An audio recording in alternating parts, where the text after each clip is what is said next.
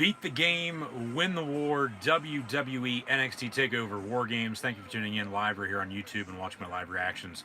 Play. As always, be sure to like, follow, and subscribe on social media. Links in the description below with that thumbs up button. Share hashtag WWE NXT, hashtag NXT TakeOver. Chat questions and comments, super chats, super stickers. Always greatly appreciated. As well, I'm your host, Encyclopedia Sports, Cool and Luke 96. Tonight we have two WarGames matches. One men's, one women's. It'll be the Undisputed Era versus Pat McAfee and the boys, along with Team Shotzi Blackheart versus Team Candice LeRae. As the kickoff pre-show continues, they preview tonight's strap match between Cameron Grimes and Dexter Lumis. So that's also on the card this evening. It'll be Dexter Lumis and Cameron Grimes in a strap match. Also, Leon Ruff, Johnny Gargano, and Damian Priest in a triple threat NXT North American Championship match. They just discussed that a little bit ago as well. We also have Timothy Thatcher and Tommaso Ciampa in a match that was just recently added after NXT this past week. So Thatcher, Ciampa also tonight during TakeOver WarGames. But the match that'll kick off the show and be our main event of the evening, it'll be the women's and men's WarGames matches respectively. The women's will kick off the night. It'll be Team Shotzi Blackheart with, of course, the captain herself, Shotzi Blackheart, along with Ember Moon, who made her return, along with Toni Storm 2 months ago at NXT TakeOver 31. We've had Halloween Havoc since, but TakeOver WarGames tonight, a few weeks after the normal slot during Survivor Series weekend. TakeOver WarGames will in fact be the final TakeOver of the year. But it will be Team Shotzi Blackheart with Shotzi Blackheart, Ember Moon, Rhea Ripley, along with Io Shirai, who ended up being the mystery partner for Team Shotzi tonight in that main event on NXT this past Wednesday, helping Shotzi climb the ladder in her ladder match for the WarGames advantage come tonight. So Io Shirai returned, took everyone out from the top of the ring, off the ring post, ringside. That's how NXT, of course, ended.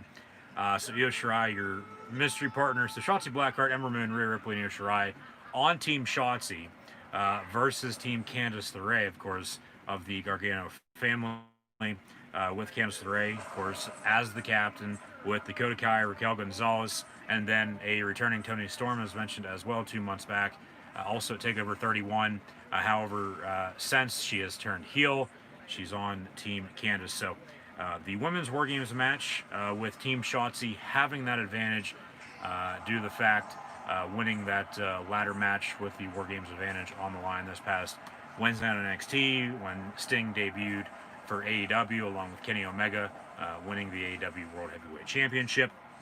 We got Team Shotzi and Team Candice LeRae to kick off the night. However, in tonight's main event, as they preview WarGames with the men's WarGames match, it'll be the Undisputed Era, Too Sweet Me, Adam Cole, Bobby Fish, Kyle O'Reilly, and Roderick Strong versus Pat McAfee and the boys. It'll be the NXT Tag Team Champions, Oney Lorcan and Danny Burch, with the returning Pete Dunne, as NXT's regrouped and reloaded for War and WarGames tonight. War is hell. We've got two WarGames matches this evening, so sit back, relax. Hopefully you'll enjoy it as much as I will. Thank you once again for tuning in and watching my live reactions.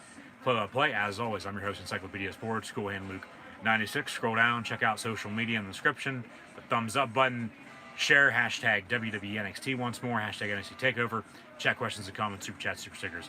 Always greatly appreciate it. So like, follow, and subscribe. Links in the description below. We'll kick off the night momentarily on the WWE Network, 7 p.m. Eastern, here on this December the 6th, 2020, for the final TakeOver of 2020. The greatest four-man wrestling group in wrestling history. Pat McAfee and the boys, former West Virginia Mountaineer via Pittsburgh, Pennsylvania, All-Pro NFL punter for the Colts, has dipped into the world of pro wrestling, and of course, with WarGames tonight, this should conclude the feud and rivalry for the time being with Adam Cole and Pat McAfee, as it's been going on for almost close to 3 years now. They had a match finally this past summer at SummerSlam with TakeOver 30 the night before. So that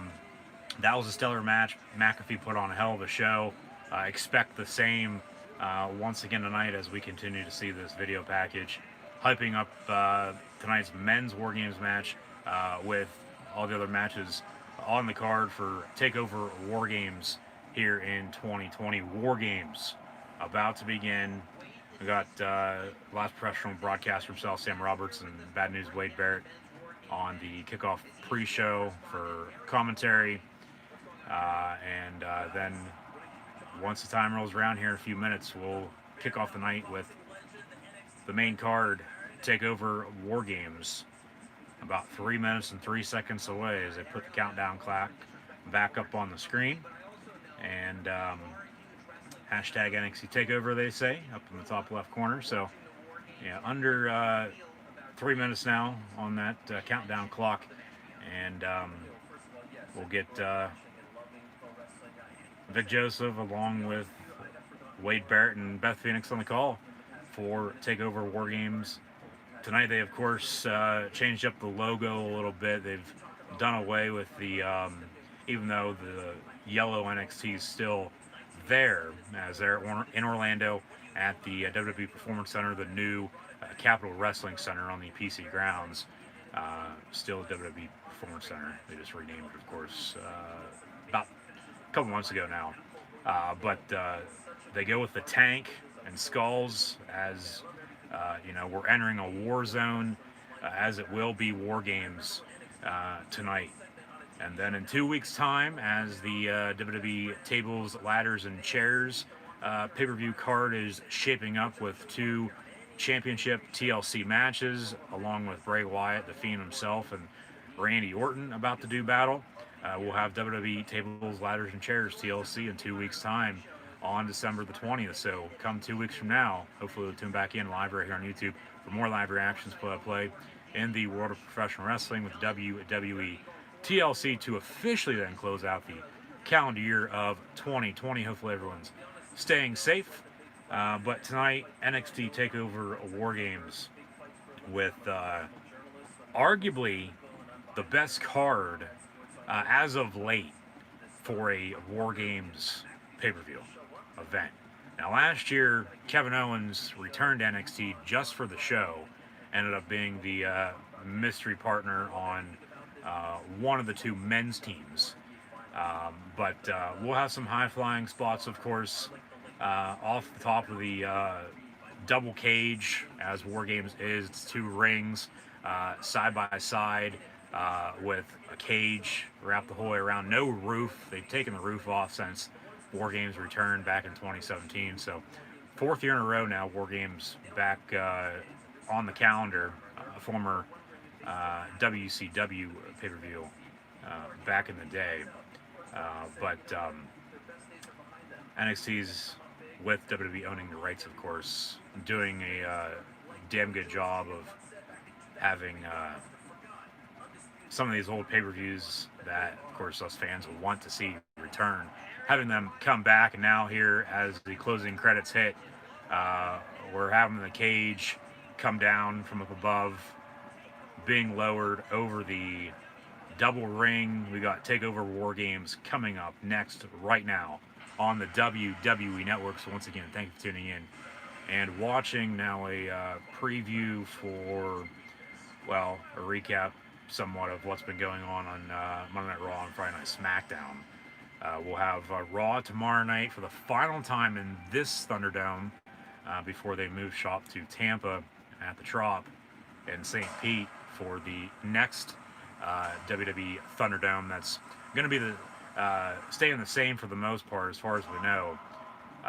But rather than in an arena, they'll be in a baseball stadium in Tampa, home of Tampa Bay Rays of the MLB. So production could, be scaled up a little bit more, but that'll debut this upcoming Friday on SmackDown before they'll have a full week of go-homes next week before TLC in 2 weeks' time.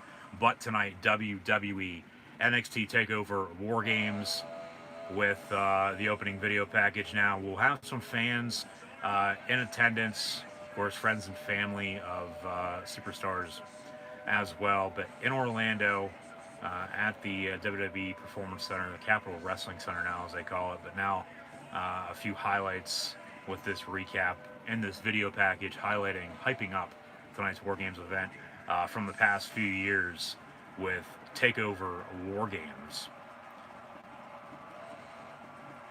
NXT chants. We got some pyro with the double cage, the war zone, if you will, of WarGames being lowered over the double cage.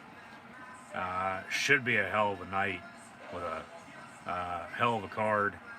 Hopefully it'll transition and all be executed, of course, in the ring.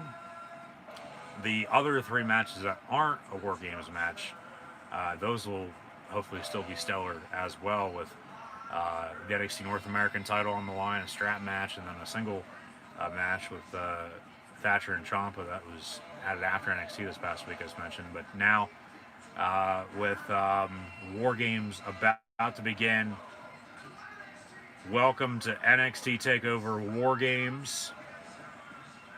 Of course, don't own any music that is being played by any means right now, so make that clear. I don't want no copyright claim or strike by any means.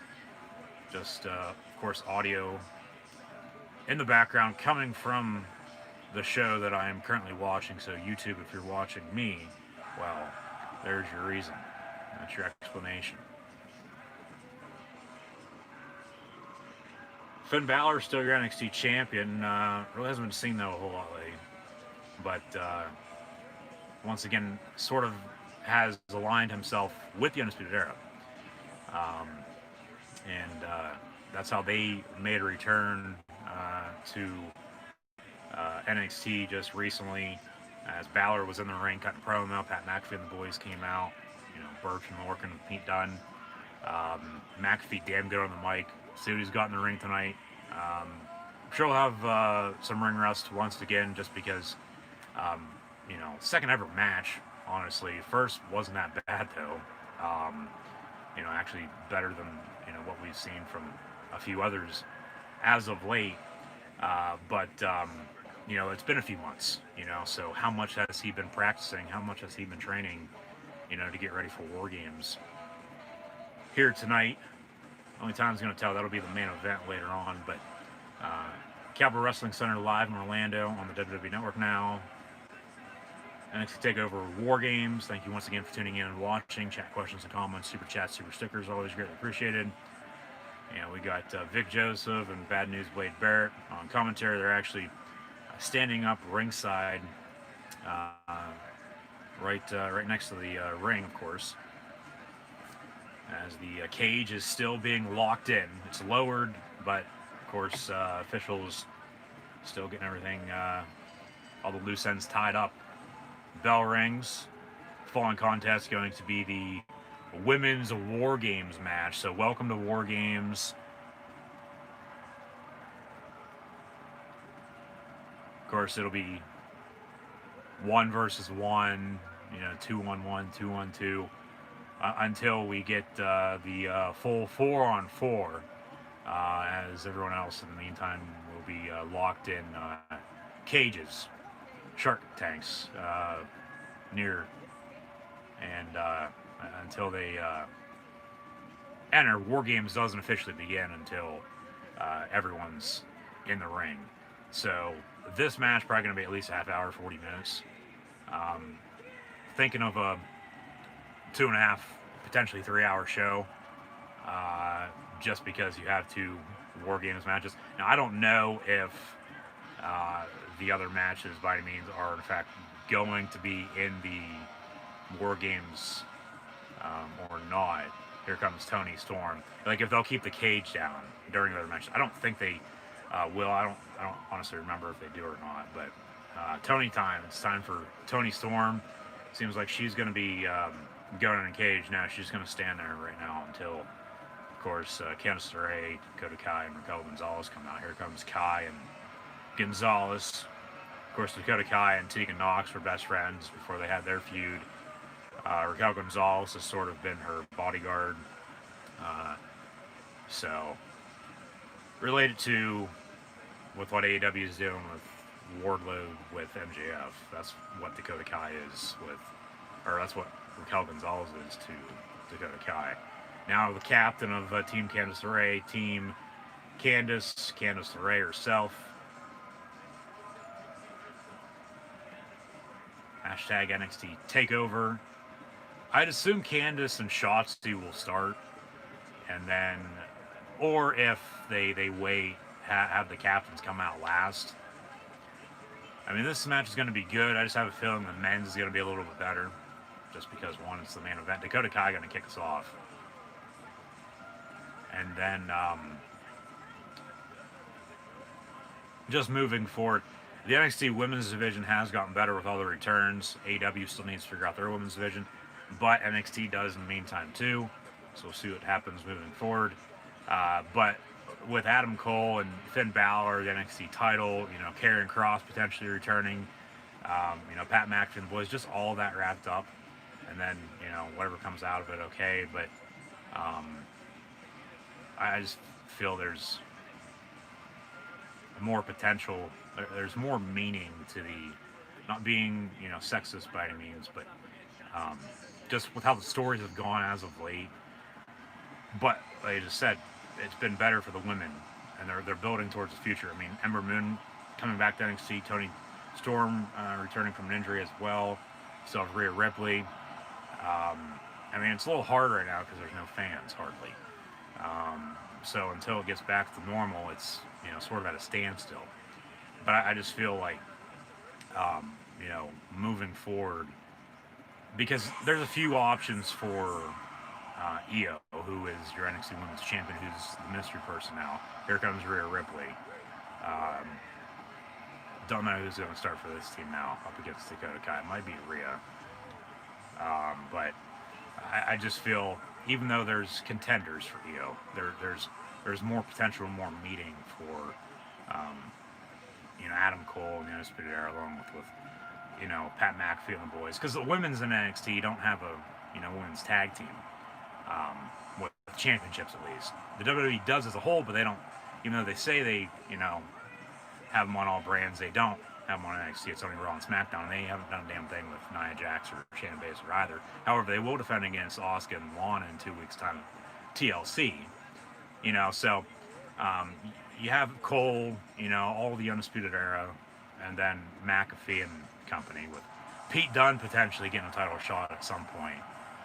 NXT UK's back. He's on NXT though, normal NXT for us Americans here across the pond from, of course, England. But NXT UK has been a damn good show as well the past almost 3 months since they made a return mid-September on Thursday afternoons here in the States, with the time difference, of course. Now here comes Shotzi in her tank for WarGames. They upgraded it a little bit. Robert Stone might want to wash himself, or else he's NXT's Tony Khan, of course, going to get run over. So NXT TakeOver WarGames, Team Shotzi and Team Candice gonna kick off the show. So now they're all on the mini tank there at the top of the stage. Who's gonna start for up against Dakota Kai for Team Shotzi, who's also the host of Halloween Havoc a little over a month ago?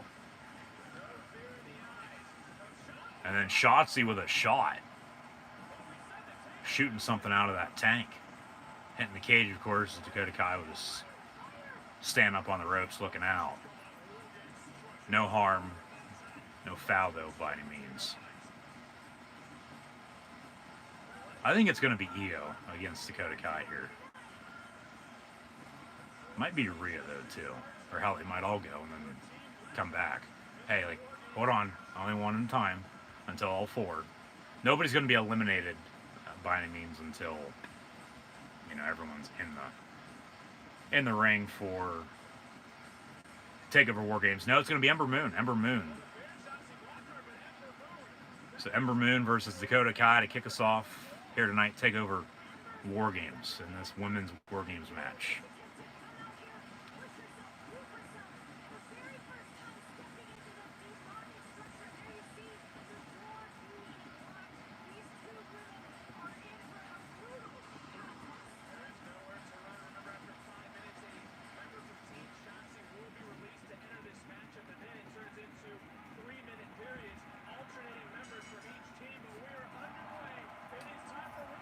So bell rings, match underway every 3 minutes. That's when someone new will enter, and it'll be 2-on-1 for a time, and then 2-on-2. 3-on-2, 3-on-3, 4-on-3, and then of course 4-on-4. So I would think Team Shotzi's going to win this, but if they're going to do something with Toni Storm, I mean maybe Team Candice wins, and then she turns on her. I don't think anybody would see that coming, especially just after she just turned heel and joined Team Candice. But you also still have, with Io Shirai as a mystery partner now on Team Shotzi. Shotzi been getting a lot of attention as of late, so maybe they're going to do something with her. Maybe this is her, what do you want to call it? Her high point, I guess, for what they're going to do with her moving forward with the push. Because you have Ember Moon, and then you also have Rhea Ripley on the team. So who then turns on Io following WarGames if they win or even lose tonight? So there's a lot of options. I mean, excited for this. More excited though for Cole and McAfee, just especially coming off of their TakeOver match a few months back, SummerSlam weekend, as mentioned. But there's, as we got the clock ticking, 3.5 minutes until someone new will enter from one of these two squads. But just with, Finn Balor with his, broken jaw, haven't done anything with the NXT title as of late. Cole and the Undisputed Era have been holding down the fort. Even though and that's why they brought McAfee back in, I think. Just to keep this going, to keep the show on air, honestly, because other than Leon Ruff, Gargano, and Priest with, Mr. Scream himself, what does NXT have? They honestly, in my opinion, need to step it up on Wednesday nights head-to-head against AEW. Especially now with Kenny Omega as the AEW World Heavyweight Champion. He's going to be on Impact come Tuesday night, so that'll be interesting to see what happens there. As mentioned, late Wednesday, post AEW and NXT, there's potential merger, or at least working together for now, with AEW and TNA Impact Wrestling. NXT, Triple H said that they would be open to be working with, other companies, but we know that's not ever going to happen as long as Vince is still in charge of the whole entire company, WWE with Raw, NXT, and SmackDown, and all the pay-per-views that come with it.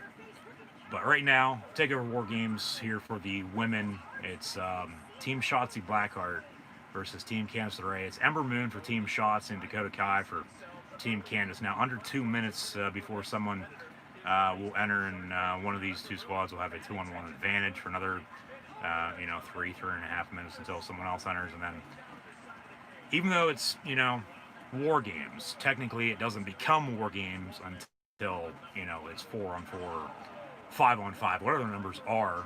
This year for both men's and women's matches, it's 4-on-4 with, the Undisputed Era, and then Pat McAfee and Birch and Lorcan with Pete Dunne, who, could be next in line for Balor, but Karrion Kross could be returning. Only time's going to tell for that, of course. And then you have who else you have in NXT right now that could challenge for the title? Honestly, it's Balor, Cole, Dunne, and a returning Karrion Kross. I mean, Ciampa's still there, Thatcher as well. I mean, somebody might come out of that. You have Grimes and Loomis in a strap match. They fought at Halloween Havoc, if I'm not mistaken, in that cinematic match, our first first of those, I should say, since over the summer, right before they went to the Thunderdome, SummerSlam weekend. So it would have been the Swamp Fight match, right, with Wyatt and Strowman at the horror show at Extreme Rules. And then we got Loomis and Grimes a little over a month ago. You got them potentially.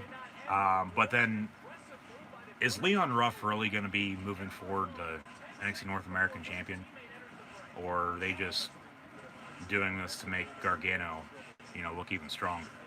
3, 2, 1, who's going to enter? And it's going to be someone from Team Shotzi. So Team Shotzi going to have an advantage. Here comes Shotzi Blackheart. So Shotzi going to enter. She's actually looking underneath the ring now. There's a toolbox. So she grabs a crowbar and the toolbox.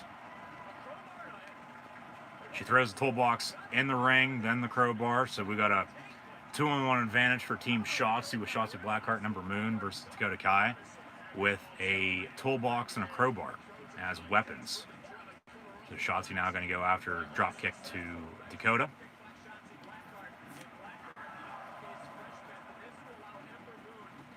But is Leon Ruff really going to be the champion moving forward?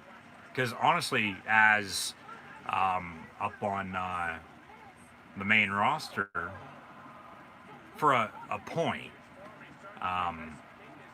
the mid-card titles, to an extent, at points, it just depends when, not right now, have held down the fort. So that's sort of what they're doing in NXT right now, because Balor's out of action. He was on the show, but no physical contact by any means. He just got a promo, and then they had to contact the interruption from McAfee and company, and then the Undisputed Era returning. So there's all that, and of course that's set up tonight. That was just a ploy to get this match official. Another drop kick from Shotzi. But they could put Gargano and, Ciampa along with Thatcher and hell, even Damian Priest in the NXT Championship picture. I mean, hell, there's probably a few that, no one's even thinking about right now, superstar-wise, wrestlers, that could be options moving forward. But you got to take your time and, move, take it one step, one thing at a time. And, you got a 2-hour show to fill every week with competition. So, just going back to NXT needs to step up their game. I mean, they're still doing good, but of course it can be better, but they're just in a situation right now where number-wise, they're a little bit down, but they're still making it work. So it's, really all that matters when it's all said and done. So see what happens. There's always, options moving forward. And then with all the injuries they've had to, take a U-turn or take a right or a left that they didn't think they'd be taken at this point in time, so to speak. Go away of a direction that they didn't want to get to until this time next year or whenever.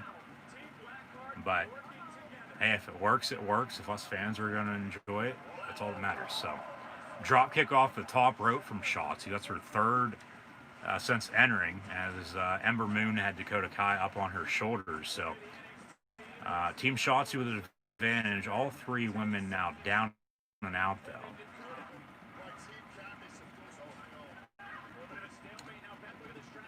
It's Dakota Kai, Raquel Gonzalez, along with Ember Moon and Shotzi Blackheart in this women's WarGames match, if you're just now tuning in. Once again, thank you for tuning in and watching. Be sure to like, follow, and subscribe, as always, on social media. Links in the description below.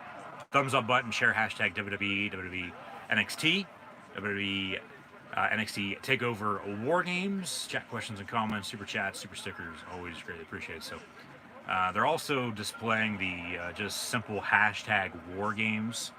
So if you'd like to use that as well, be my guest. So you can check out the post, of course, on Facebook, Twitter, and Instagram. Be sure to subscribe right here on YouTube. That's the easiest way to stay up to date.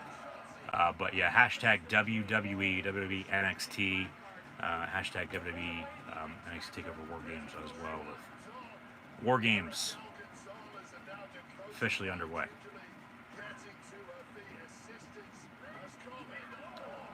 Raquel Gonzalez has Dakota Kai up on her shoulders and swinging her all over the place, taking out Shotzi and Ember. I think eventually Ember or Tony is going to take the title off of Io. It's just a matter of when. The thing is, you know, with no fans, it's a little hard to book and have consistent booking for, you know, Raw and SmackDown, more especially not than NXT, but NXT as well. You know, if booking was only better, you know, things would be a breeze, but you're still going to have your bumps in the road, of course. And you might, as NXT's had to do, as everyone has to do eventually, at some point, you know, go down the road you don't want to, but Dakota Kai off the ropes with a kick to the side of the head of Ember and then a power slam from Raquel Gonzalez. I don't think the kick even connected by any means, but of course it's being sold and match will continue, so we've got a few officials ringside keeping a close eye. The only weapons right now in the ring are that toolbox and crowbar. That's probably gonna... It's obviously gonna affect somebody, just don't know who. I mean, hell, they might just be in there for the hell of it. Might not even use them, but I mean, I'm thinking with the crowbar, whatever the hell could be inside that toolbox, you know, your normal tools that are inside a toolbox, you know, somebody might get hit with a hammer, or there might... as Dakota Kai is now coming off the top rope, double clothesline, taking out Ember and Shotzi from one ring to the other. That's with WarGames. There's two rings, of course, side by side. Under 10 seconds once again, so clock ticking. 5, 4, 3, 2, 1. Who's it going to be for, I believe, Team Shotzi? Yeah, it's going to be Rhea Ripley. Io Shirai telling Rhea, hey, you go. I'll come out last.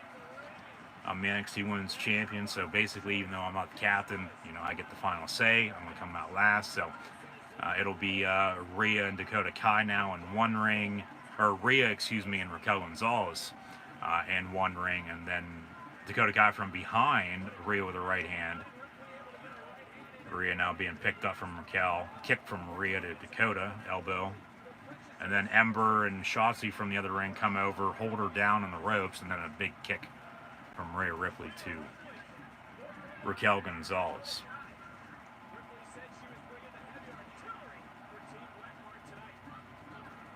Knee, a few knees now, right to the head of Candice, or Dakota, as Candice and Toni Storm still have to enter.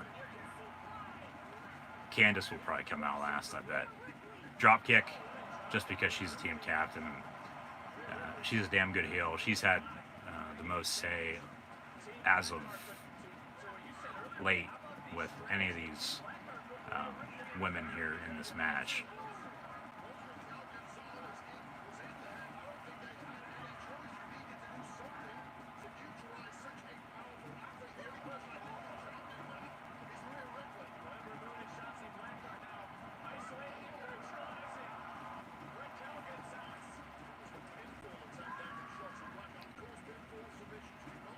Team Shotzi here in control. No, but now as Rhea opens that toolbox, red toolbox.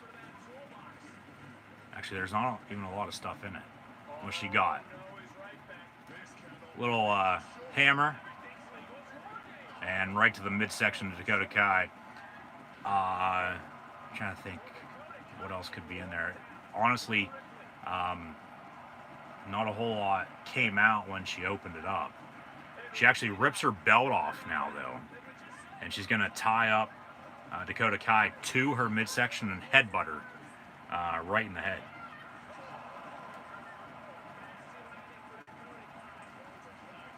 Now Rhea throwing Dakota Kai in the cage. And then as Raquel Gonzalez takes out Shotzi and Ember in the other ring, they stare each other down once again.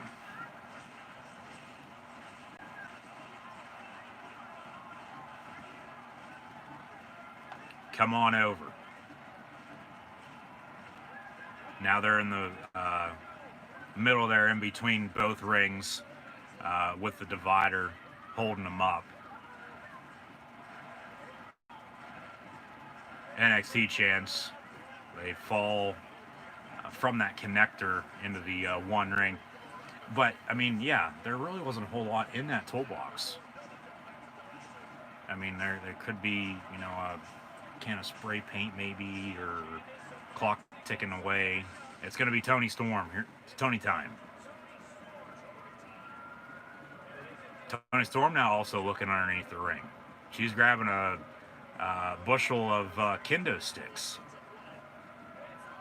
So Toni Storm now in the ring. Suplex right to Rhea Ripley right off the bat. I mean, there could be nails in that toolbox. You know, maybe some duct tape. I'm just trying to think of things that WWE would use, you know, that they'd put in a toolbox for this WarGames match. You know, you'd have your normal things that are in your toolbox, whether it's, you know, in your garage or, you know, chalked up on the back of your truck. But kendo sticks now involved. Toni Storm actually in the meantime removing, she actually removed the top in the one corner, and then the middle turnbuckle in the other corner, and then she just threw Rhea into the corner back first. So Rhea taking a shot there to the back with some exposed turnbuckles. Toni now going to go for a nice vertical suplex there to Ember Moon. Toni working Ember, Raquel working Shotzi, Rhea, and Dakota Kai down and out in the other ring. So, of course, they'll get to it here in a second, but then we still got Io Shirai, and then Candice LeRae will be the final entrant in this women's WarGames match. Toni with a kendo stick shot right to the back of Ember Moon. So now, kendo stick shots from both Toni and Raquel, Rhea and Dakota Kai working, throwing each other in the cage. Crowd into it a little bit. I mean, of course, for the most part, they're all virtual.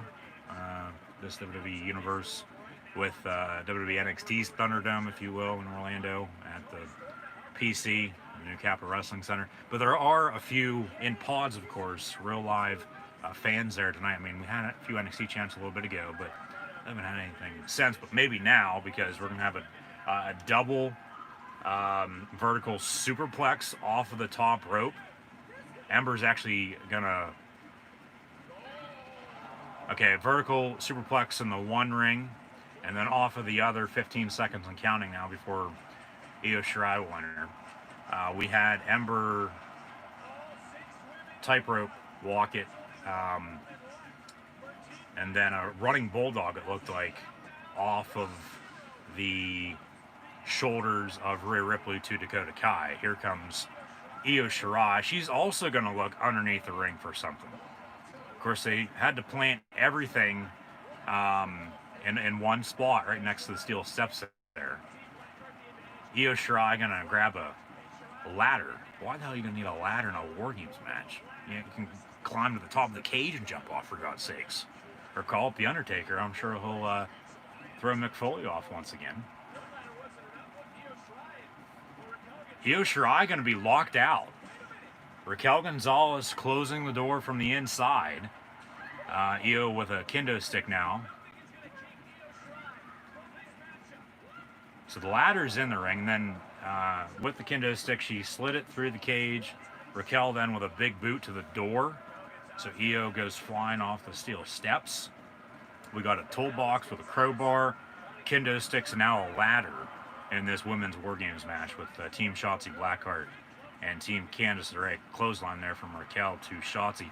Still just have Candice to enter, and then officially it'll become WarGames, even though it's technically already WarGames with the WarGames TakeOver event having already begun here tonight.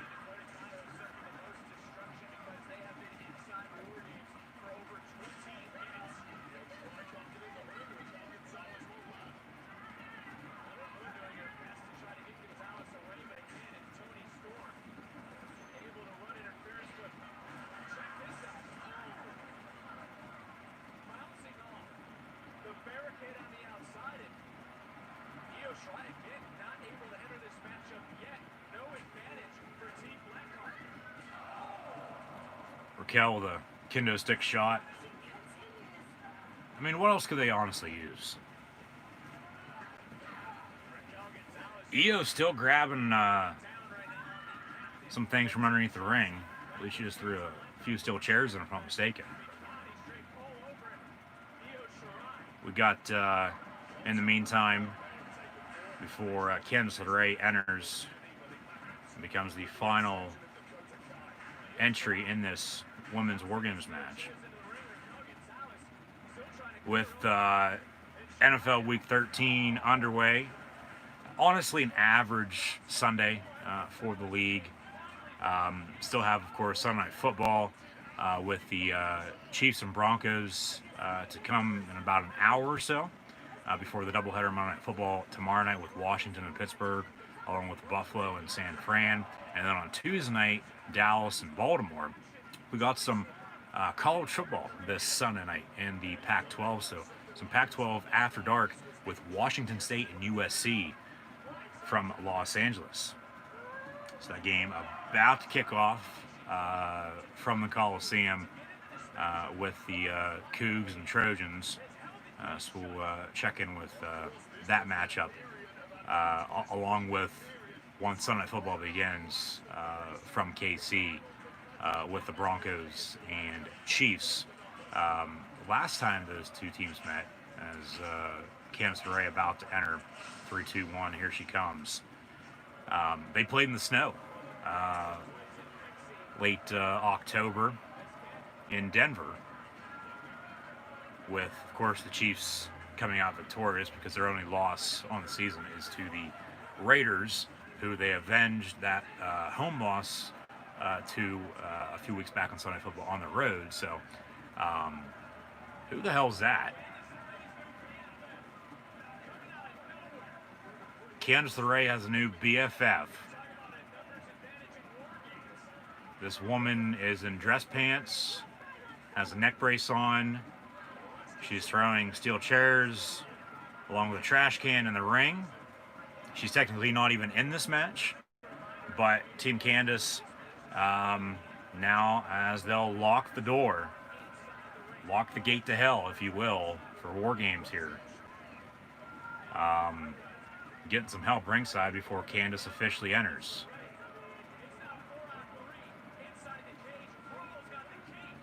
So 4-on-3. Why is it 4-on-3?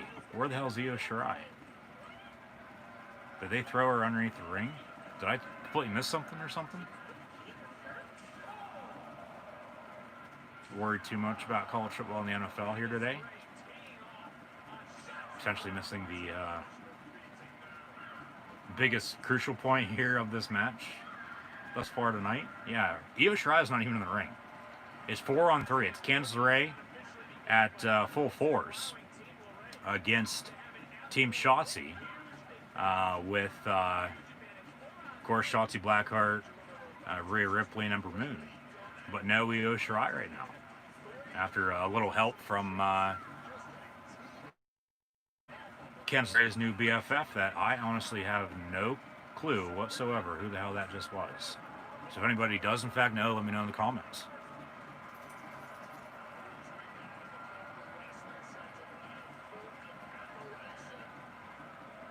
But no, Washington State and USC about to kick off.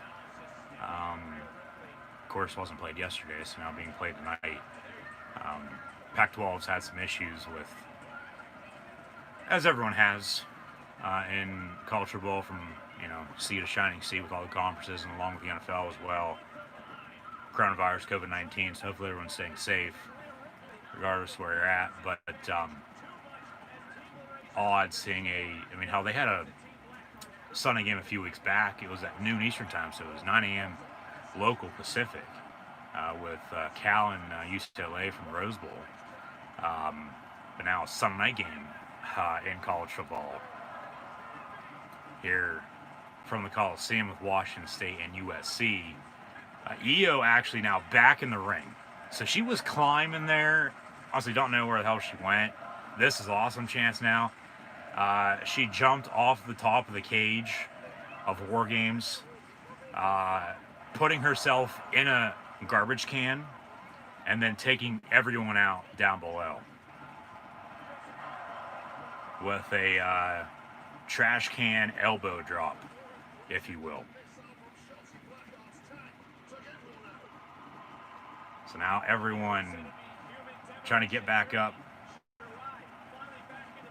Io now with that hammer right to the back of Raquel Gonzalez. That thing has to be rubber.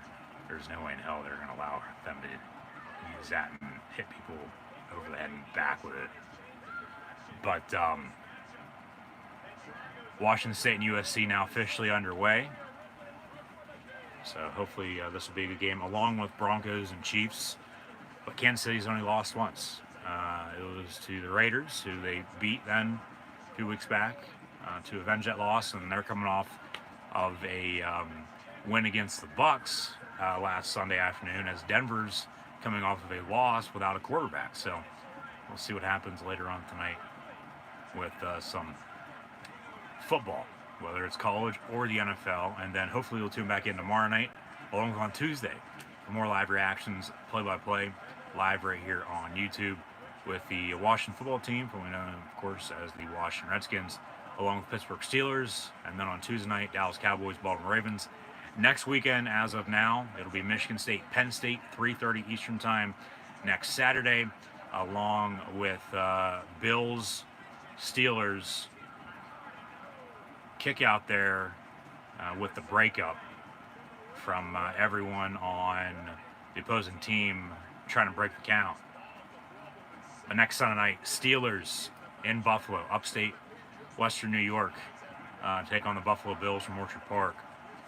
Could, as well, as mentioned last week, have a early NFL game that day as well. However, at this point in time, with CBS still not on the air for Dish with their deal with Nexstar at this moment, not having CBS, don't know moving forward if I'll be able to, watch any NFL action on CBS moving forward. But hopefully, by the time Super Bowl rolls around, they figure this out, because Super Bowl 55 is on CBS on February the 7th. Hopefully they figured it out sometime this upcoming week. So Dish, CBS, Nexstar, if you're listening by any means, probably not, but still, figure out whatever the hell you're, trying to get accomplished, and give Dish CBS back, so we can watch some college football and NFL here before Christmas. So, and then even moving into the new year for the playoffs and Super Bowl 55. Like, they honestly did it at the wrong time. Like, why didn't they do this over the summer? Like, nobody would have cared. And then, they would have figured it out before September. You would have thought, hopefully, NFL Network was in the same boat, back in July, August, early September, before they got a deal done. So, it's all about money. It's all it's about, honestly. Hopefully, Io Shirai there with a big drop kick right to a steel chair that Dakota Kai was holding up. Everyone's still down and out after taking each other out here. Running knee, no. Dakota Kai reverses, throws Io face first on the top turnbuckle. But, if in fact CBS is back on Dish by next weekend, and then the 1 o'clock game is a good game, or even 4:30, we'll have live reactions play. I believe it's Chiefs-Dolphins, if I'm not mistaken. And then, of course, Steelers-Bills next Sunday night on NBC. So just be sure to subscribe. Hit that red subscribe button right here on YouTube. Like, follow, and subscribe on social media. Links in the description below. That's the easiest way to stay up to date. So, hashtag WarGames, NXT TakeOver WarGames here this evening. We got the women's WarGames match about to conclude. We just had a drop kick through a trash can from Dakota Kai to Io Shirai off the top rope. Ember working Toni Storm. Steel chair right to the back of Ember now from Dakota.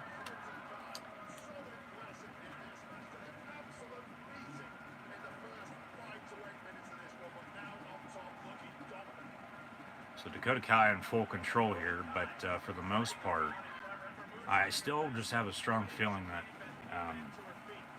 the Undisputed Era, they're going to win the men's War Games match because McAfee and the boys, stood tall basically um, the whole entire feud leading up to War Games tonight. Other than the Undisputed Era, the UE themselves, Coldfish, O'Reilly, and Strong.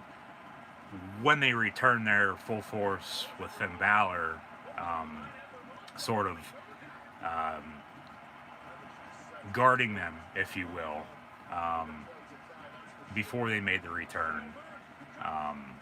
Other than that, it's all been Pat McAfee and company taking out the Undisputed Era. So, Team Shotzi and Undisputed Era tonight are my picks.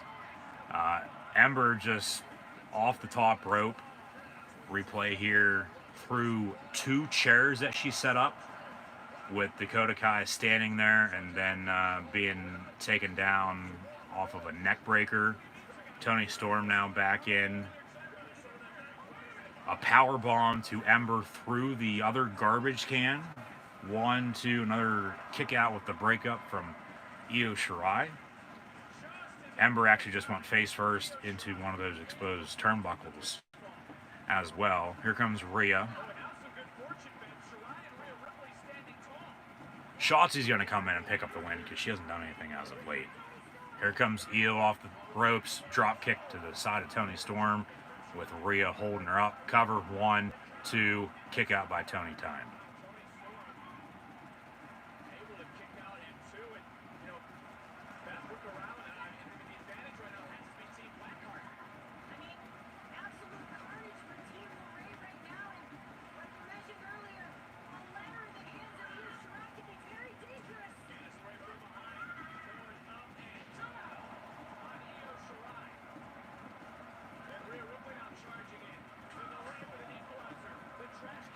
Trash can lid right to the face of Rhea, and then Candice Ray with a super kick. Candice now going after Shotzi. Both team captains about to do battle here in War Games. That ladder now finally being set up.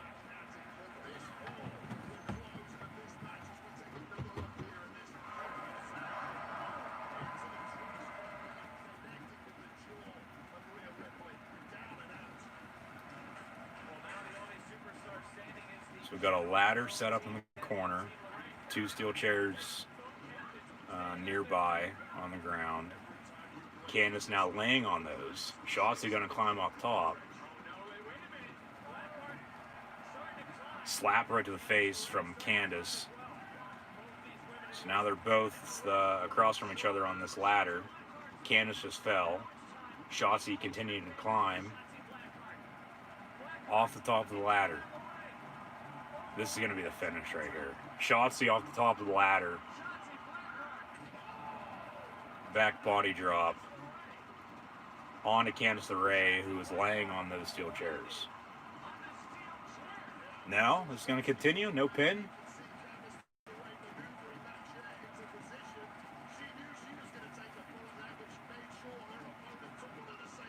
Okay, here comes Rhea Ripley.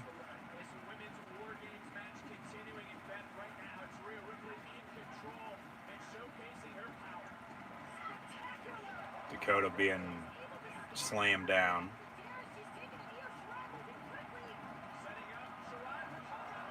Moonsault off the top rope from Io. Cover on Dakota Kai. 1, 2, and then Toni Storm with a spear right to Rhea Ripley to break up the count.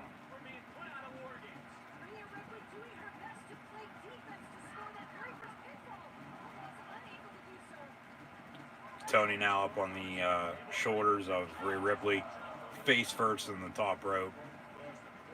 Io going to go for another moonsault off the top rope.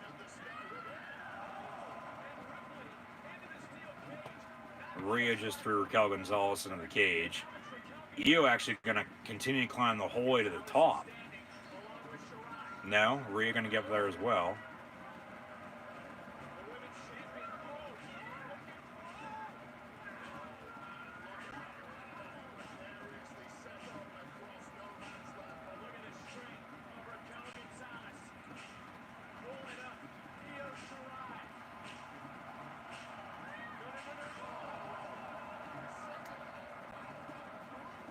Raquel Gonzalez just sent Io through a ladder in the middle of the two rings. Cover 1, 2, 3.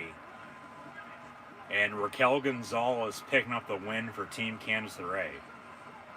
Team Candice LeRae wins tonight's women's WarGames match. Wow. That's a little bit of a shock. Not that they won, but then that she picked up the win with iffy finish, honestly. So that means moving forward, all attention is going to be on Dakota Kai and Raquel Gonzalez again, it looks like, in the women's division. But then there's also Toni Storm, who just made a return.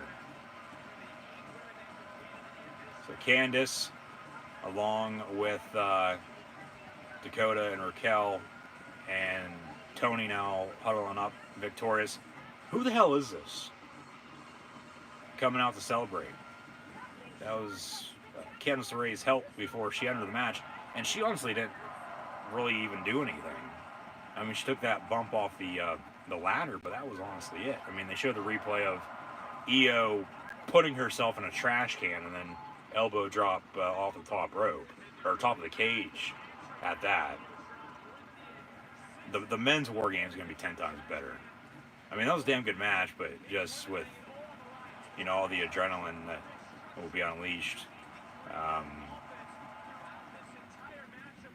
You know, Cole, one of the best wrestlers in the world. McAfee going to put on a hell of a show again, thinking at least. But they had in the connector there a ladder set up in the middle rope between the two rings, and then just a big power slam from Raquel Gonzalez to Io Shirai, who is the NXT Women's Champion of that matter too. Taking her out and covering her 1, 2, 3 and picking up the win. I mean, they saved Shotzi, they saved Ember, and they saved Rhea, but you have the NXT Women's Champion take the pin from Raquel Gonzalez, and then Candice get help from somebody that I have no clue who the hell she is. It just doesn't make sense.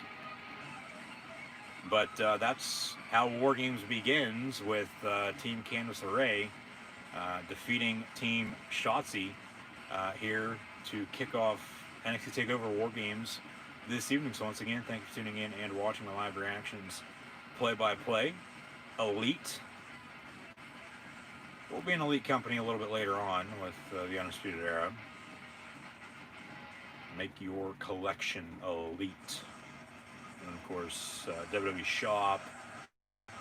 We'll probably have a TLC promo at some point tonight as well for the Tables, Ladders, and Chairs pay-per-view in 2 weeks. From the new WWE Thunderdome in Tampa, St. Pete at the Trop, home of the MLB Tampa Bay Rays. They'll be in the baseball stadium. Just due to the fact, you know, the Orlando Magic, Amway Center as a whole, they need their arena back because the NBA's about to kick off their next season. You know, just after wrapping up their bubble, you know, a few weeks back. But no, tonight honestly begins as we have a Finn Balor video package here, him cutting promo. Enjoy your war games tonight.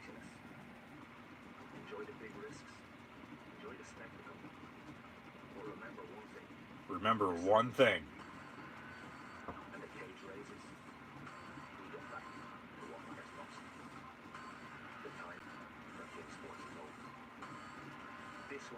This Wednesday on NXT, all eyes are going to be on the Prince himself, Finn Balor, as NXT has to go head-to-head once again, as that'll continue, of course, moving forward, All Elite Wrestling AEW. But you have Kenny Omega as your new AEW World Heavyweight Champion. Sting, now All Elite in AEW. Wonder what Stang thinks of that in the talking shop world, but I mean, you think about it, okay, you got McIntyre and Reigns as your WWE and Universal Champions, and then Finn Balor and Kenny Omega as your NXT and AEW Champions. Talk about the TLC card shaping up. We got McIntyre and AJ Styles now in a TLC match for the WWE Championship at Tables, Ladders, and Chairs. along with Reigns and Kevin Owens for the Universal title. So if Styles would beat McIntyre, Reigns is Reigns, but you put the title on Owens potentially. Head of the table, the family situation, potentially coming apart with Reigns and the Usos. You have, which won't be happening anytime soon by any means, but you never know. You'd have AJ Styles and Kevin Owens as your main roster champions, Finn Balor as your NXT champion, and then Kenny Omega as your AEW champion, for God's sakes. Like, come on. Earlier today, here we got the Undisputed Era and then Pat McAfee and the boys arriving in Orlando at the PC. NXT Tag Team Champions in this as well, with Danny Burch and Oney Lorcan, with Pete Dunne. So Pat McAfee, Burch and Lorcan with Pete Dunne versus the Undisputed Era in tonight's main event. Adam Cole, Bobby Fish, Kyle O'Reilly, and Roderick Strong as well there. So, however, coming up next, it'll be Tommaso Ciampa and Timothy Thatcher in a singles match here at NXT TakeOver WarGames.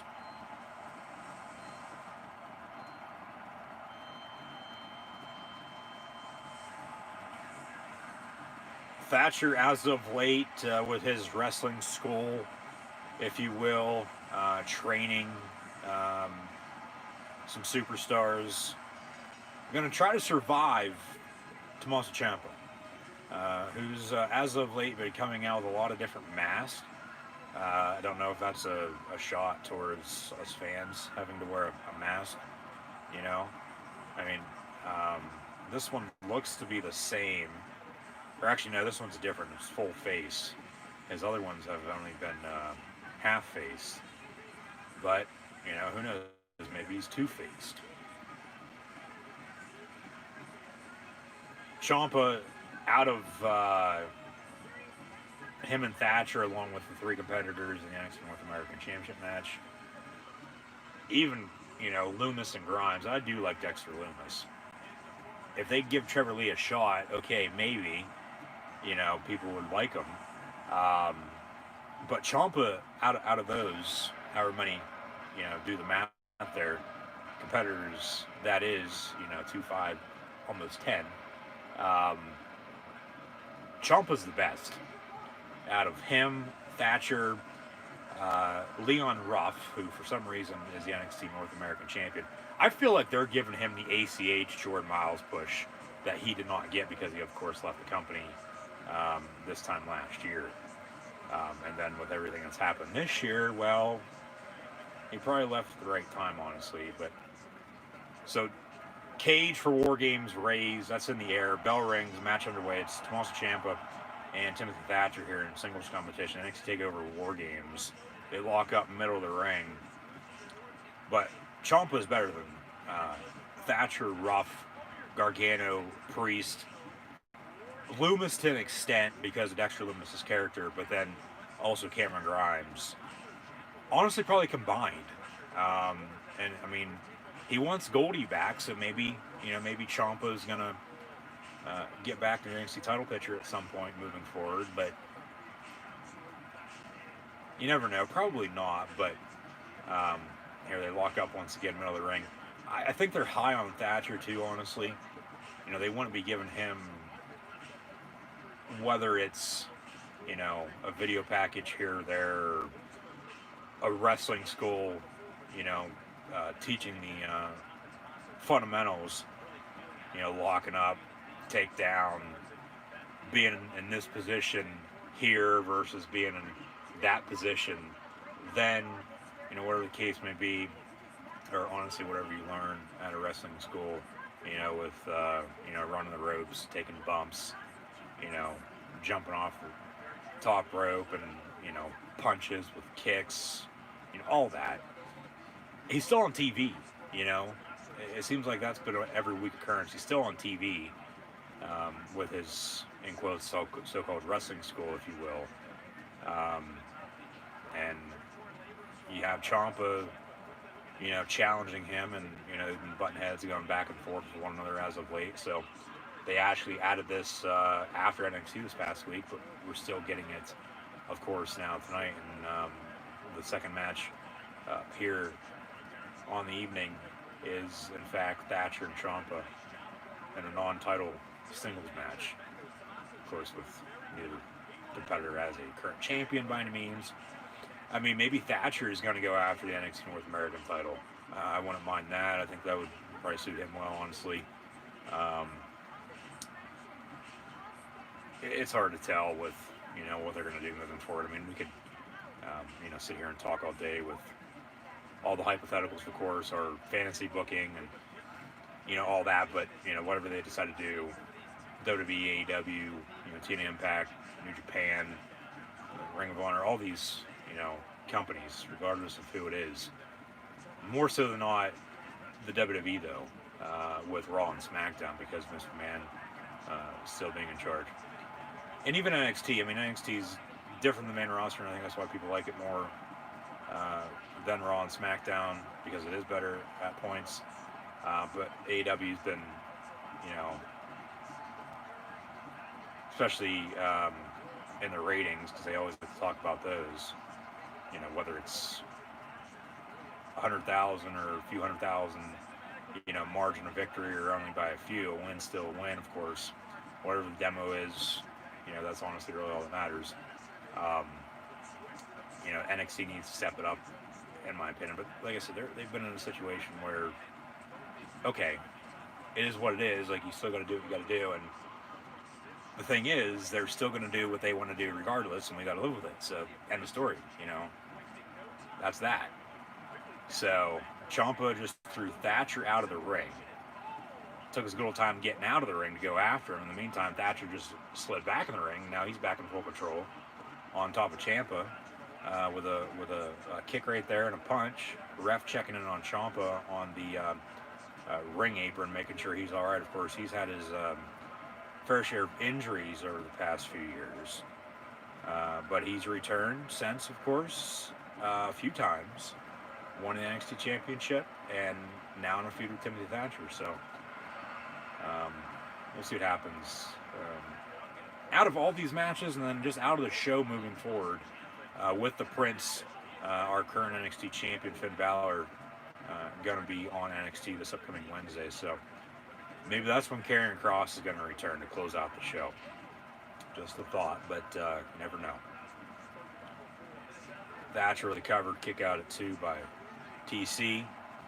It's Double T versus TC in Minnesota, down in Orlando. Ciampa with a rope break. So ref gonna have to tell Thatcher to, hey, lay off. Big knee right to the back of the upper back, right below the neck of Ciampa. That had to hurt. Ciampa now going to roll out of the ring, it looks like. So they can fight ringside because the cage is, up in the air, not lowered for these other, whether they're single matches or a triple threat championship match. It's not WarGames. Even though the event is WarGames, there's only 2 WarGames matches. WarGames, honestly, for NXT is sort of with what Raw and SmackDown have up the main roster with, the Royal Rumble and Money in the Bank match, having both a men's and women's, Rumble and Money in the Bank match. We have a men's and women's WarGames match tonight. So, and we've had some, damn good WarGames moments and memories over the past, few years since they brought it back. But, after a long hiatus, they finally brought it back 4 years ago, and once Cole and the Undisputed Era, joined NXT, honestly giving NXT their first big faction or stable, over the course of the past, 5, 6, 7 years.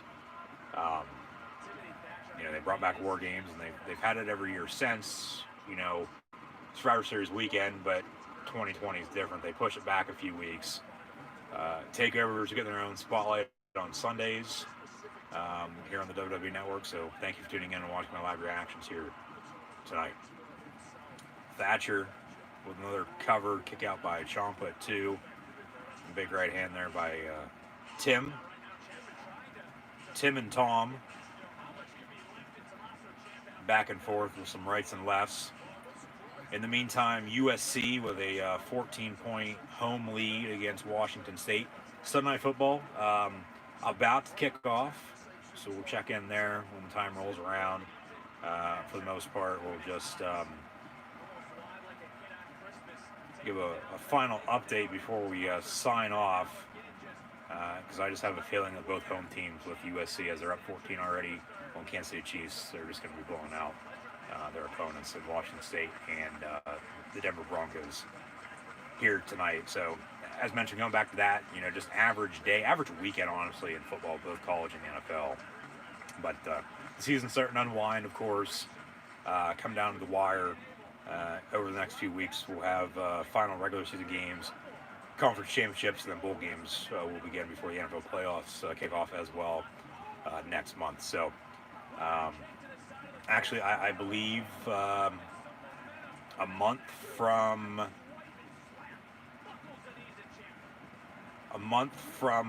this upcoming week, the 9th of December, 1 month from then, that is when the NFL wildcard playoff round will officially kick off on January the 9th for the 2020-2021 NFL playoffs. Had to do some thinking there for a second because the regular season ends a little bit later this year compared to years prior, as they'll go the whole way to January 3rd for Week 17. And who knows? The playoffs, could even push back, into the new year if in fact we have any more postponements or cancellations. But the NFL still hasn't canceled a game, unlike college football, where we've had a lot of postponements and cancellations as of late. But it's 2020, so once again, thank you for tuning in and watching. Hopefully everyone's staying safe regardless of where you're at, and let me know in the comments below what you're thinking so far of NXT TakeOver WarGames. It'll be interesting to see as Ciampa and Thatcher continue to go at it back and forth with some rights and lefts in the middle of the ring. What they do for the next TakeOver event, because last year, that's when they were supposed to start Worlds Collide, which they did. Okay, they had a Worlds Collide event Royal Rumble weekend. And then a few weeks later, they had NXT TakeOver Portland, but of course, they're not traveling at this point in time. So, what TakeOver event's going to be next? Valentine's Day going to be on a Sunday, potentially NXT TakeOver St. Valentine's Day Massacre. I don't think people would mind with that, but you never know. Ciampa now off the ropes with some clotheslines here on the takedown, just back and forth in full control now of Timothy Thatcher. I mean, off the ropes, probably a good 8, maybe even 10 clotheslines there on the takedowns. So Ciampa in control here of Timothy Thatcher. But, Royal Rumble going to be at the new Thunderdome, potentially with fans, maybe not. We'll see over the next month and a half, late January. That'll be the weekend in between the NFL Conference Championship games and the Super Bowl, as always, unless they, of course, have or are going to move the date of this year's or next year's Royal Rumble next month. Thatcher with the kick out there after Ciampa off the top rope with a vertical suplex, and then a cover 1-2 before the kick out there by Timothy Thatcher. So match will in fact continue here.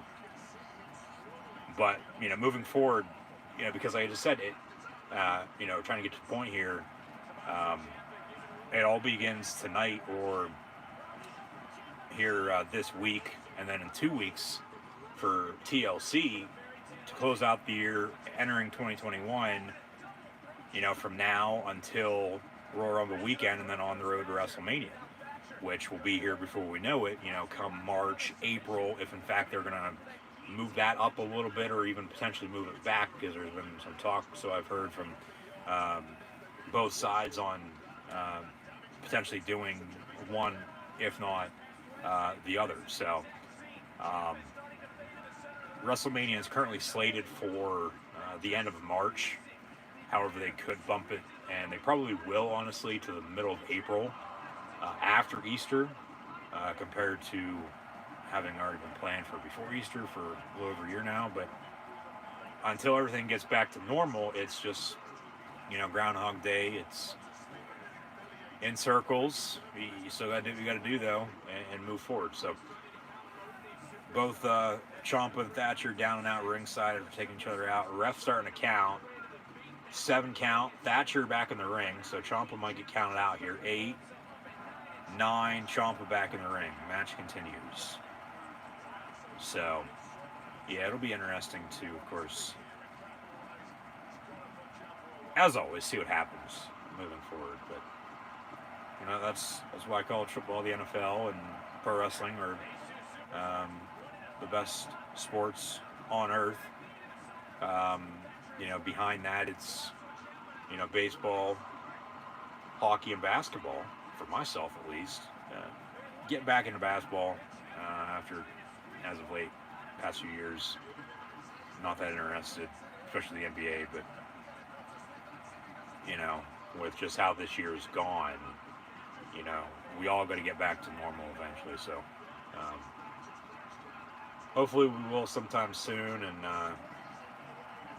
yeah, it's called Football, NFL, and Pro Wrestling Live Reactions, play-by-play, as always, live right here on YouTube. So be sure to hit that red subscribe button if you haven't done so already.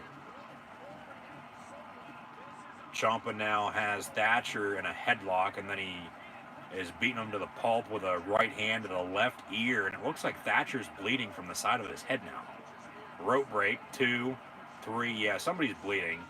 Ref has gloves on, and then a suplex there from Thatcher to Ciampa. Yeah, he's really bleeding from his left ear, it looks like.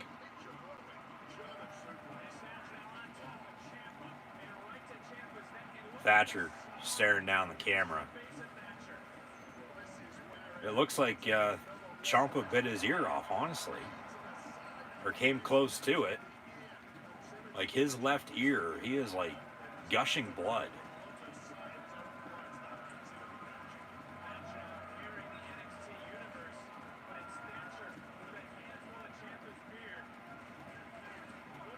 Thatcher grabbing the beard. Suplex to Ciampa. Thatcher and Ciampa, or Ciampa, however you want to say it.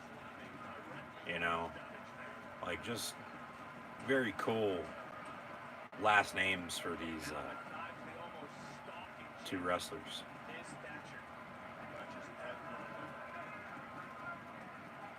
Because it has to sound right. You got to be liked, whether it's, you just got to get over it, Once you get over, it's basically all said and done from there. But whether you're liked or hated, good press, bad press, bad press is good press, honestly, as long as they're talking about you,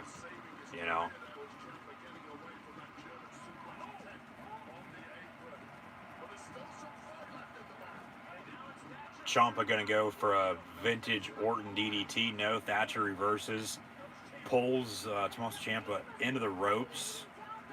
Ref checking in on him, might have, of course, popped his shoulder out of place or something like that, but obviously not. Thatcher with a nice uppercut there. Thatcher reminds me a lot of Cesaro. He does. Now, I don't know where Cesaro's been by any means. I don't know if he's hurt or what, but Shinsuke Nakamura sort of off on his own right now. Not really doing a whole lot. Going back to the booking. If only the booking was better, everything would run smooth. It'd be a breeze. But Thatcher now going to go for another uppercut here. Ciampa going to reverse it. No. And then cover 1, 2, and then a rope break into the ropes. Ciampa still going to try to get that vintage Orton DDT from the middle rope on Timothy Thatcher, going for a few flare chops.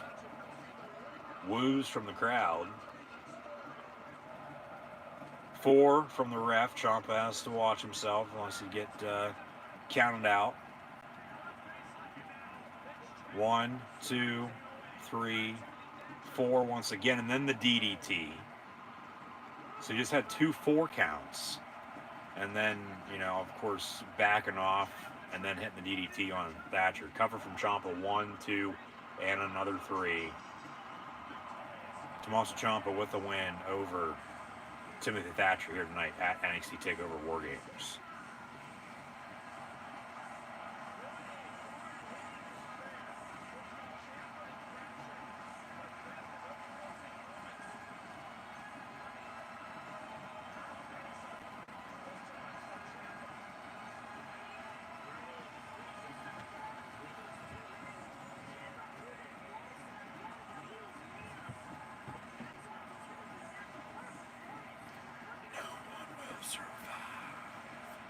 Thatcher did not survive Tommaso Ciampa here tonight at NXT TakeOver WarGames. Ciampa with the win. A straight 1, 2, 3 with the pin.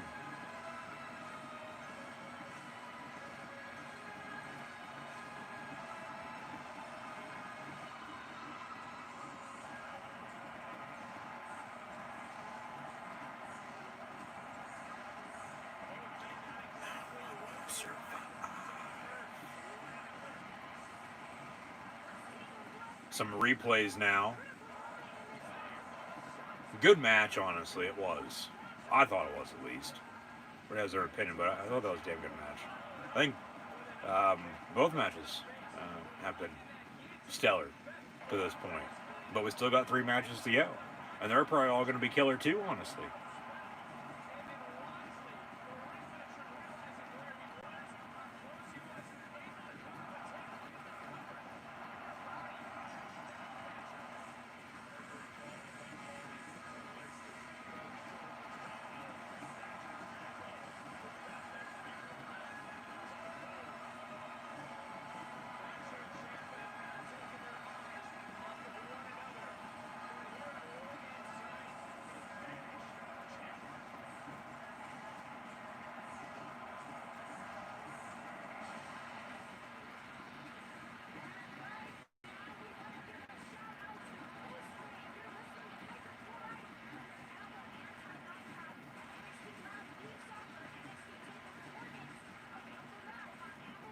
Has Beth Phoenix even been on commentary yet?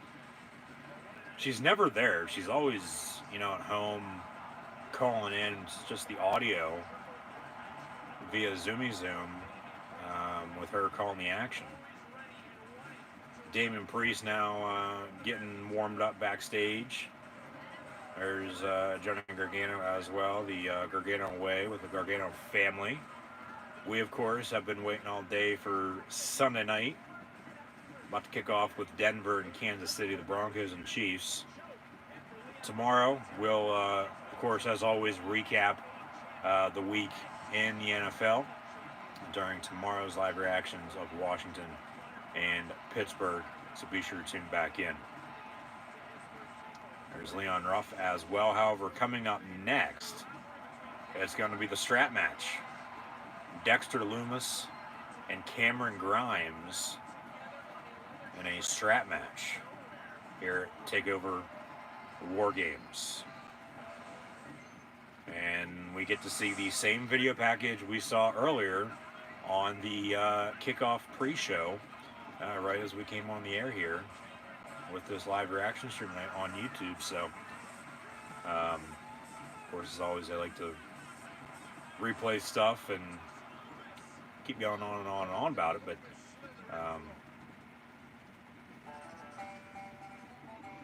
this is Cameron Grimes.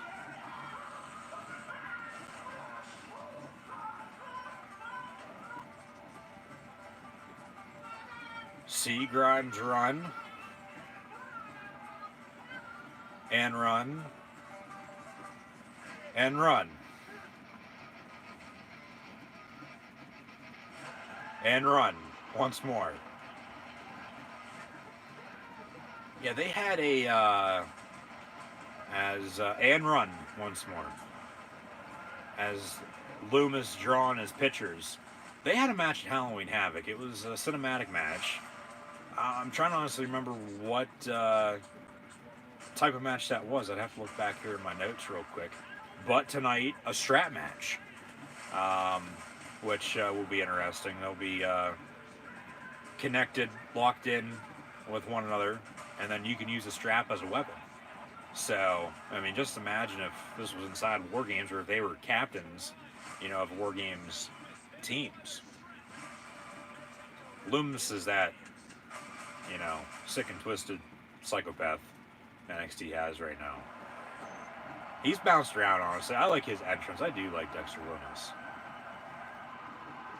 He's just different, you know?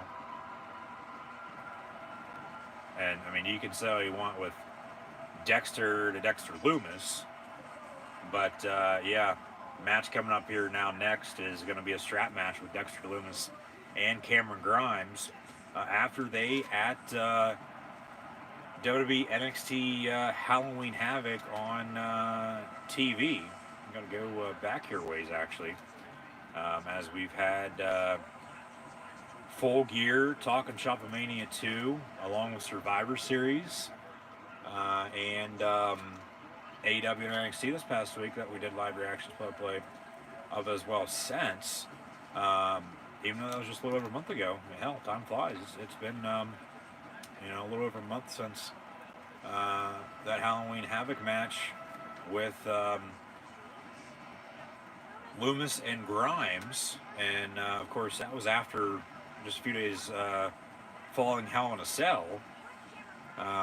It was Dexter Loomis and Cameron Grimes in a Haunted House of Terror match. You go back to Bray Wyatt and Randy Orton's feud a few years back, with the house being burnt down. Orton going to be in the Firefly Funhouse actually tomorrow night on Raw. Final time they'll be in the current Thunderdome they're in before they move, as mentioned. And they'll be getting that this upcoming Friday night on SmackDown. But it was actually good to see a cinematic match for the first time in a few months, because they were doing one, if not more, per week, or even throughout the month. But you gotta do sometimes, going back to all those. But a simple strap match. I mean, this is old school wrestling right here. It's going to be Dexter Loomis and Cameron Grimes. Grimes now makes his entrance here with the strap actually around his neck. Puts his hat on the top of the ring post in this double ring. It looks like they'll be fighting in the far ring towards the announce table. Splitting up these matches as even as they possibly can, keeping it in one ring, and then having War Games in both, of course, with the cage lowered. But no, beat the game, win the war. We had Team Candace win their War Games match earlier. We still got, of course, this strap match coming up next with Cameron Grimes and Dexter Loomis. He wants his own strap. He's using his own strap that he has around his neck and already tied to his left hand. Dexter Loomis is probably going to say, okay, whatever, throw yours out and we'll use the one he's got, because they're going to actually add in another strap and have that be the official strap for this strap match coming up. But in the main event, it'll be the Undisputed Era and Pat McAfee and the boys in the men's War Games match. However, Grimes and Loomis right now, that'll be followed by the co-main event of, and hell, we might even have something else in between, such as an add-in, as always, video package, wire promo, or even a match for that matter. But the co-main event will be the Triple Threat NXT North American Championship match with Leon Ruff, Johnny Gargano, and Damian Priest, before Undisputed Era and McAfee and the boys do battle inside War Games in the main event. So we count. Sunday Night Football about to begin. 15 years for them on NBC. The NFL can't be happy with CBS right now. Honestly, come on. It's just pathetic to do it in the middle of the season and, screw people over of, what they get with NFL Sundays. And now for just Dish not having it. So, yeah, you can still stream it elsewhere, but not the same. That's not the point. So Broncos Chiefs about kickoff. Should be an interesting game. We'll see who's playing quarterback for Denver, as they didn't have one last week and got blown out by the Saints. Kansas City probably going to blow them out tonight. Surprised they didn't flex this game out. But Kansas City hasn't had a home Sunday night game yet this year, or even a home primetime game for that matter, I don't think. Other than, of course, the season kickoff, defending their Super Bowl 54 title against the Houston Texans week 1. So, Chiefs in all red, Denver in all white. There's Drew Lock. It'll be Drew Lock coming back home to Missouri, where he plays college ball, taking on Patrick Mahomes and the Kansas City Chiefs in this AFC West Sunday night matchup. However, WWE NXT with TakeOver WarGames, this strap match now officially underway. They finally ring the bell, as with the strap there, Grimes went to attack Loomis. Loomis never had his his wrist locked in on the strap, so now official, and it's Dexter Loomis and Cameron Grimes tonight at TakeOver WarGames in this strap match. Back and forth, big clothesline there from Loomis. In the meantime, Kansas City going to kick off to Denver, so Broncos can get the football here. Kansas City last week beating Tampa. Going to go back to Florida next week, take on the Dolphins.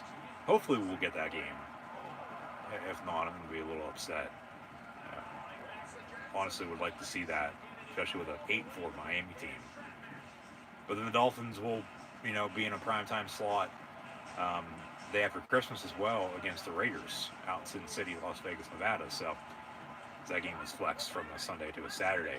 Grimes now climbing the barricade, the steel cage barricade they have ringside, of course, and then jumping down Loomis with a big right hand, knocking him out in front of the announce table.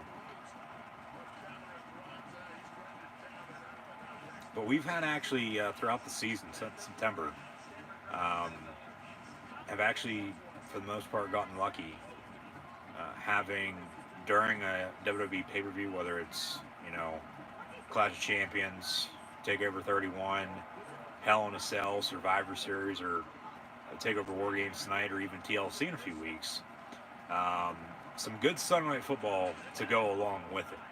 And we'll get more into that in a few weeks during TLC, as next week on Sunday night it'll be Pittsburgh and Buffalo.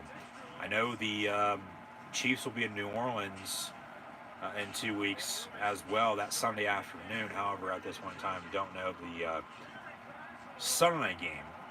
So if anybody does in fact know, let me know in the comments below. Chat questions and comments, super chat, super stickers, always greatly appreciated. But back late September, Clash of Champions, it was Packers Saints. A week later, as Loomis is in full control here of Cameron Grimes, should pick up the win in the strap match here tonight at TakeOver WarGames.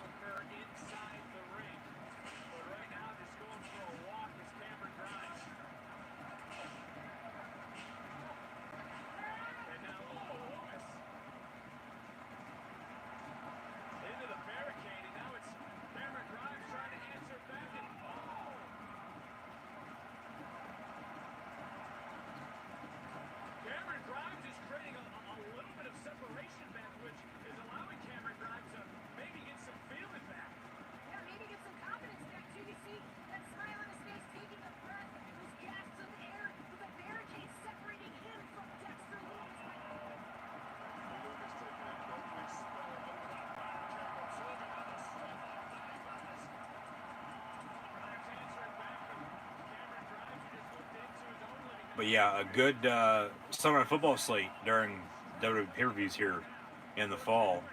It was Packers Saints during Clash of Champions. A week later, during TakeOver 31, actually the last TakeOver event. Technically, this is TakeOver 32 for WarGames tonight. We had the Eagles and 49ers, and what at that point in time was actually a good game. Hell in a Cell. It was supposed to be the Bucks and Raiders, but they flexed that out due to a COVID situation and put in Seahawks Cardinals, as both Seattle and Arizona have met in primetime this year. As Denver turns the ball over, Patrick Mahomes and the Chiefs going to get it here a few minutes in, following the interception. Bad throw. Picked off the 10-yard line. So Kansas City football at the 10. But yeah, Hell in a Cell, it was Seahawks Cardinals. And then also last month, just a few weeks ago, for Survivor Series, we had the Chiefs and Raiders in that rematch that Kansas City avenged their only loss for. And now tonight, it's TakeOver WarGames for NXT, and then Denver's not that good, of course, but still get to see Chiefs in action, defending Super Bowl champs. So Broncos, Chiefs. Actually, gonna, now that I bring this up, check in to see what the Sunday night game is in 2 weeks before we close out the year with starting next weekend, weeks 14, 15, 16, and 17 before the playoffs start. So in 2 weeks, Sunday Night Football will be 49ers Cowboys. That honestly shouldn't be a bad game. But today in the NFL, and we'll recap more again tomorrow as always, the Saints beat the Falcons. It was an average day in NFL football today, with the NFL I should say, but an average weekend as a whole with college and the NFL.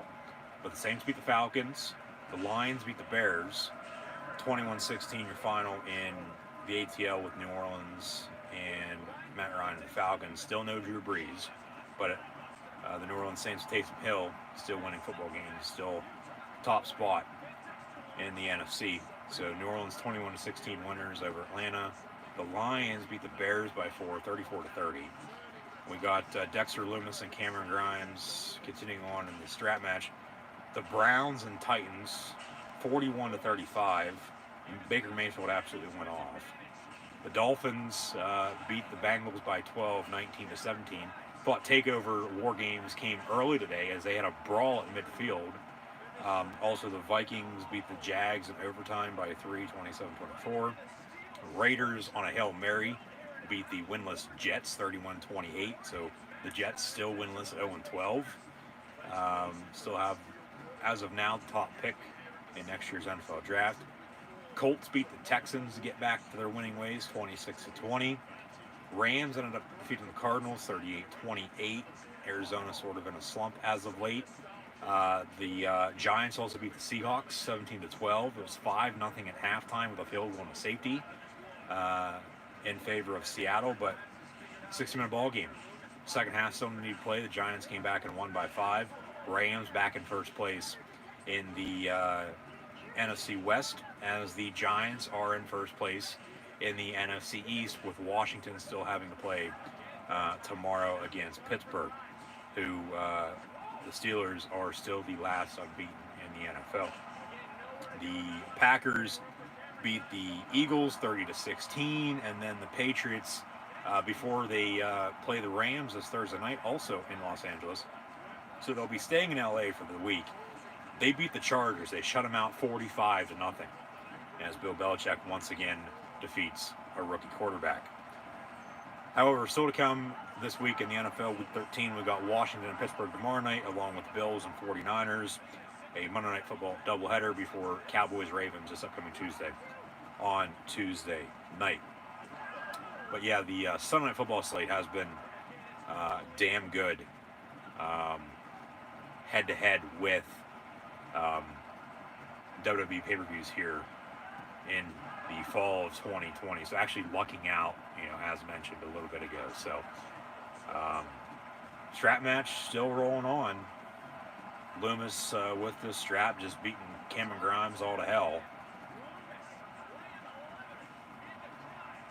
And if Dexter Loomis doesn't win this, maybe Loomis is going to win the North American Championship. I don't think they'd put him in the NXT title picture as of yet, but I mean, maybe he's just going to be that one superstar as well that just floats around and, continues to win, but they don't do anything with him.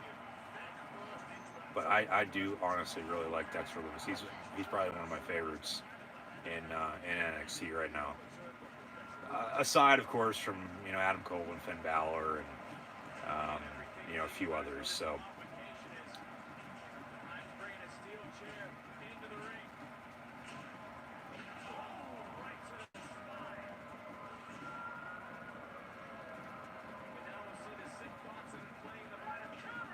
Grimes with a steel chair. A few steel chair shots now to the back of Dexter Loomis.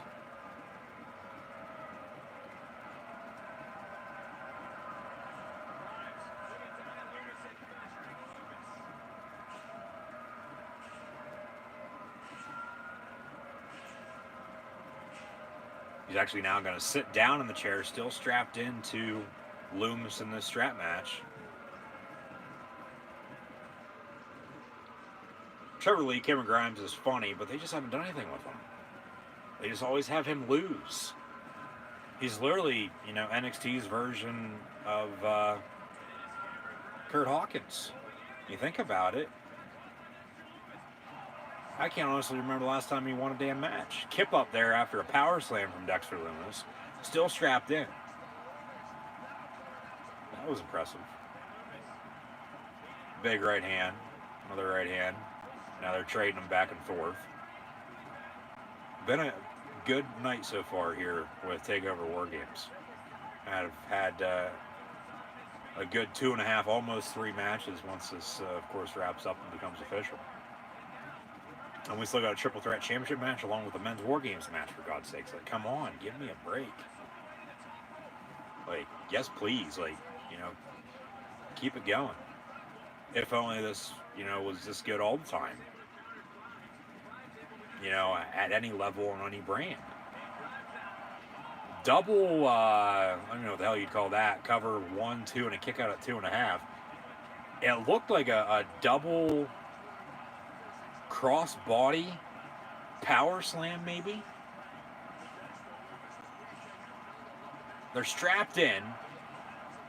Okay, Grimes, sort of pulled him around, picked him up a little bit. Yeah, it would have been a cross-body power slam, I guess you could say.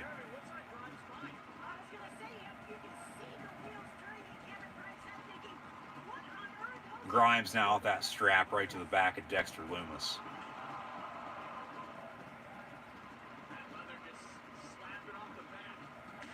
Ooh. Shit.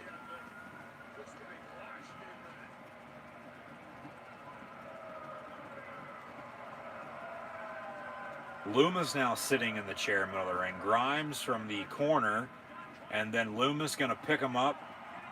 A reversal, actually, by Grimes. Kick. Elbow.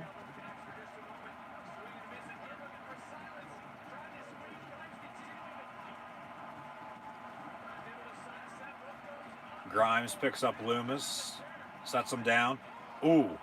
And then Loomis gets Grimes' legs tied up and then pulls him, and then Grimes whacks his head right off the chair. And now going to put the submission in and make Cameron Grimes go to sleep.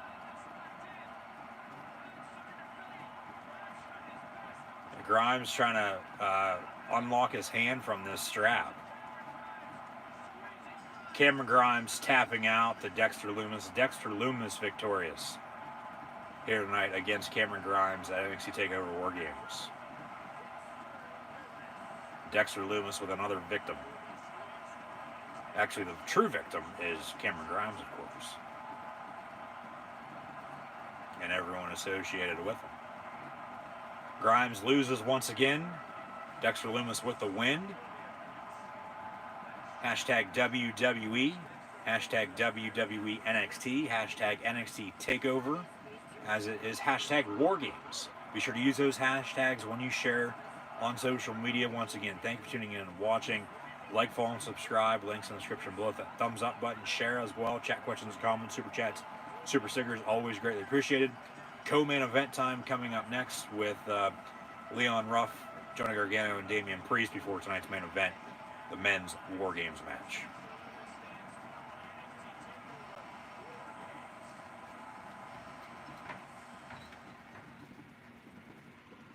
WWE Network presents. Oh yeah, that's right. The new Keith Lee WWE 24 has just been released, so that's going to be a must-watch, of course. Still have to watch part 2 of The Undertaker with Stone Cold Broken Skull Sessions from a few weeks back during Survivor Series. Um, but no, they finally do a WWE documentary, WWE 24, on Keith Lee, Limitless Keith Lee himself. Became a double champion back over the summer, Great American Bash. Oh, he held the title for a little bit, both titles, as a matter of fact, for a little bit, and then got called up to the main roster, and was a part of the Raw Men's Survivor Series team a few weeks back during Survivor Series. So, future still bright for Keith Lee up on Monday Night Raw following his departure from WWE NXT. Pat McAfee and the boys, Pat McAfee, Danny Burch working, Pete Dunne, along with the Undisputed Era, getting warm backstage. Undisputed Era going to come out with some new ring gear here tonight. They're going all red.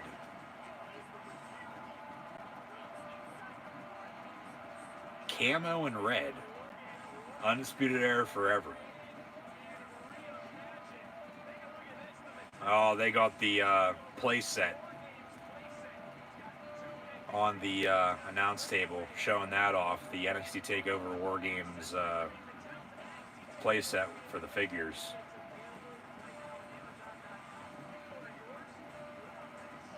It actually looks pretty sick. Now the lights are starting to flicker. Is Retribution coming to NXT? Ooh. A Karrion Kross vignette with some crows.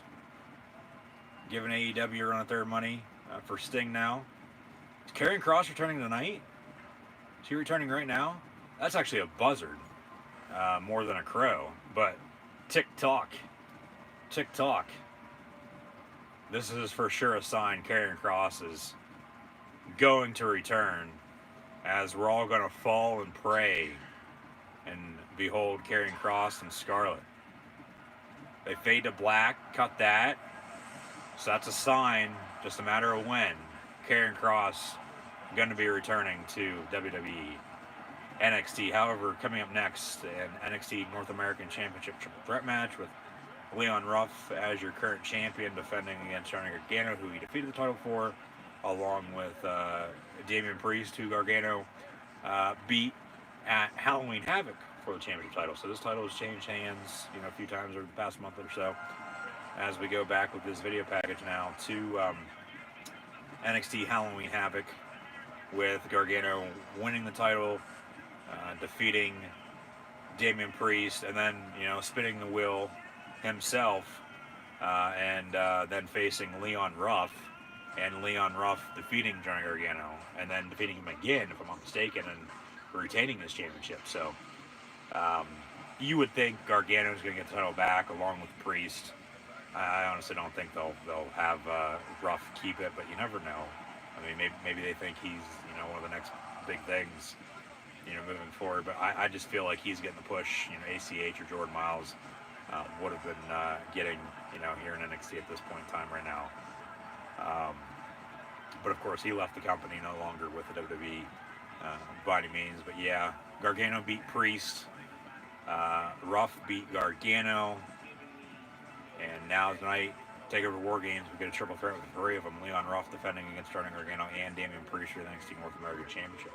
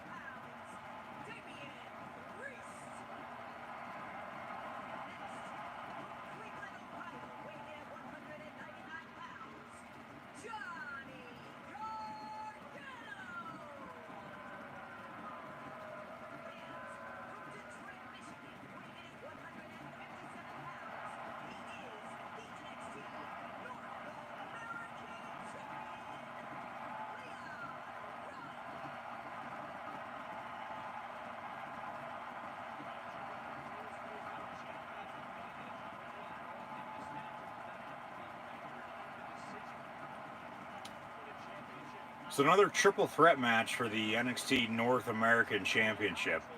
That's their go-to. It feels as if Teddy Long's booking all of these. It's either, a tag team or one-on-one with the Undertaker, or now another triple threat match for the NXT North American Championship. As all three competitors, of course, have now made their entrances, have been introduced. Bell rings, match underway. It's Leon Ruff, Johnny Gargano, and Damian Priest, Punishment Martinez, of course, in this NXT North American Championship triple threat match for the NXT North American title.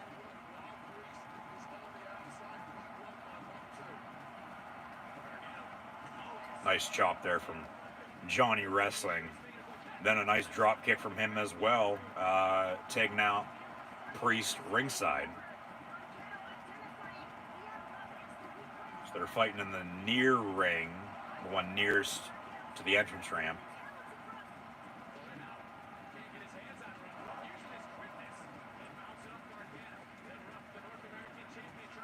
Ruff with some rights, going up top, and then off of the ropes, flip-flopping all around, drop kick right there, down goes Johnny Wrestling. Still don't like Johnny Gargano by any means. Gargano is like, to me, because I don't like Sasha Banks up on the main roster. I don't even like her in NXT. I still don't like her. But Johnny Gargano is that for myself, at least in NXT right now. Everybody has their own opinion, but if there were two with, Raw, NXT, or SmackDown, WWE as a whole, with, the men and women, with who I absolutely do not like, can't stand, it's, even though Gargano does more better stuff than Sasha Banks, I still don't like him. I like Ciampa better between the two. It would be Johnny Gargano and Sasha Banks as the two that I don't like. Leon Ruff now and Damian Priest going at it. Looks like David versus Goliath. This is great Colleen Rey Mysterio SmackDown 2006. Priest going to go for a choke slam. Picks him up. Here comes Gargano. Double choke slam maybe? Is Priest the Undertaker of NXT? No. Priest now being attacked by both Gargano and Ruff as they work together, and then a double kick into the ropes, and then a double clothesline sending Damian Priest ringside. Gargano now with a suicide dive, taking out Priest. Ruff now going to go for a suicide dive of his own, but then Gargano reverses it and then hits Ruff with a spear, coming back in the middle of the ring, kick out at 2. That was pretty clever. That was actually good.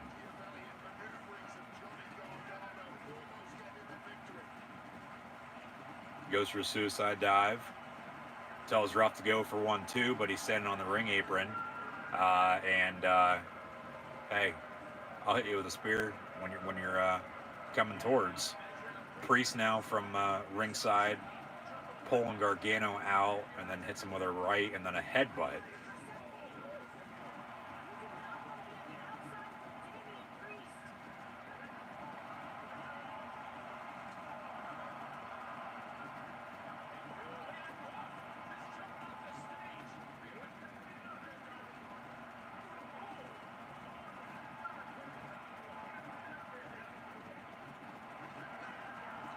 Ruff with a slap right to the face of Priest, and then he decks him.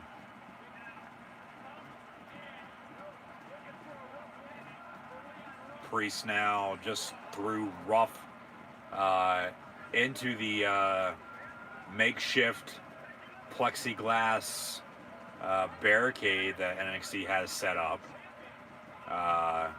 The pods actually ringside with some fans in it.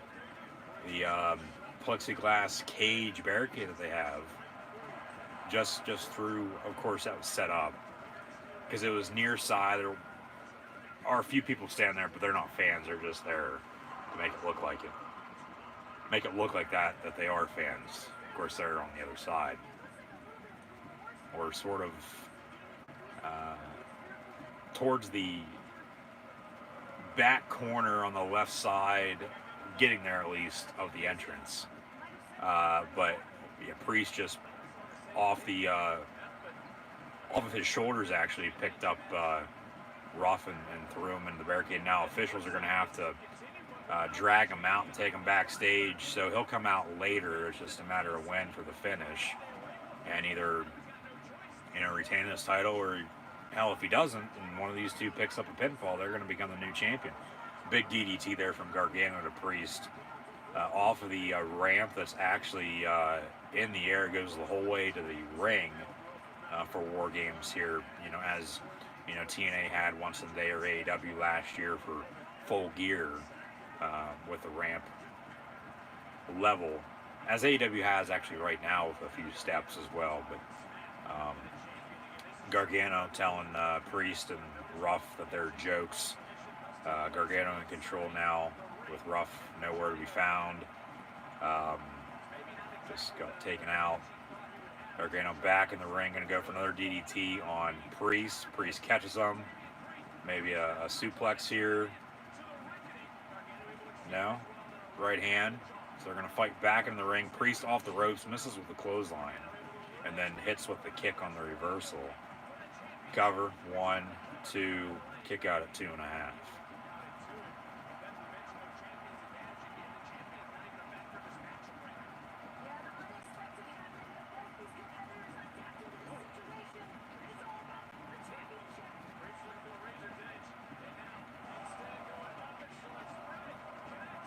Gargano with a cover, 1, 2, kick out at 2.5. And right now, as they go split screen with live feed and on a replay, with Vic Joe saying, hey, this matchup continues, they would have taken, this was on TV of course, for the most part a commercial break, or even just a split screen commercial. Gargano going to reverse once again. Nice left hand to Priest. Priest comes back, misses. Super kick, no. Down on one knee, and then a kick right to the side of the head from Gargano to Priest, and then Priest gets up, kick right to the head of Johnny Wrestling. Clothesline now as well. Cover, no. They're both going to lay there down and out.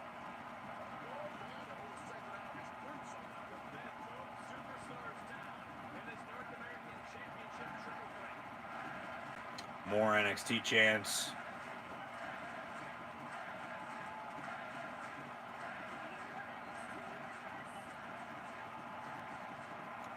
Here comes Leon Ruff. Leon Ruff going to enter the match. Jump off the back of Priest, who is technically ringside on the ring apron on the entrance ramp because it's all level. Jumps off the back there, takes out Gargano in the ring, and then hits Priest with a drop kick ringside. Gargano going to roll out of the ring. So Leon Ruff back in this matchup, in the ring, telling the ref to move the hell out of the way. Off the ropes. Off the top rope now in the corner, taking out Priest and Gargano ringside. Can't pin him outside. You got to pin him or submit him in the middle of the ring to retain. But he is the champion. So, but at the same time, it's a triple threat match, so anything goes. Nice DDT there off the top rope from Ruff. 1, 2, kick out at 2.5 by Johnny Gargano.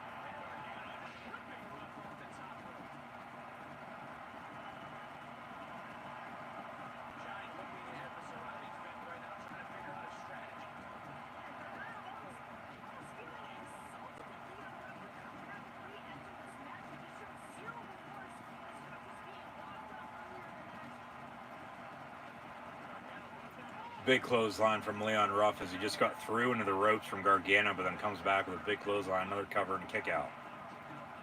Match continues.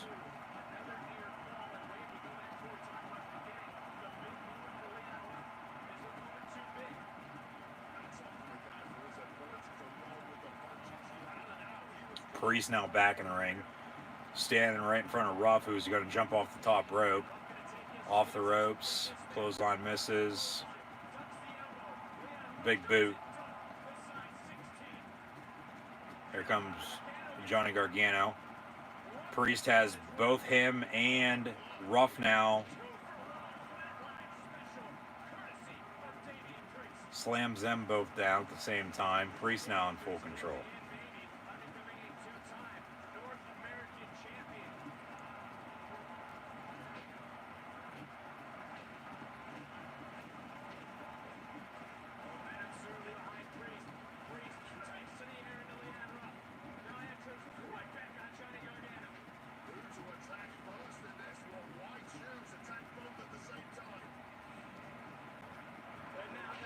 Priest just picked up Ruff, threw him into Gargano.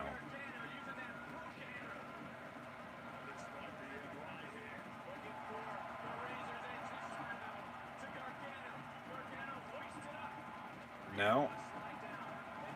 Priest sent him to the ring post.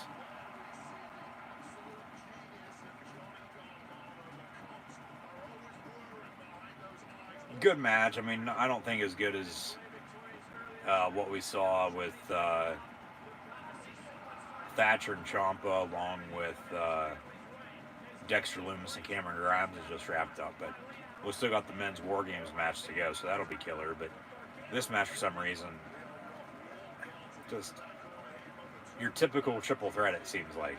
It doesn't, compared to the other matches,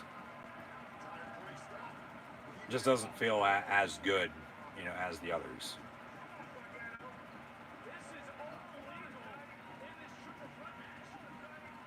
Damian Priest wrapped up now with the ropes.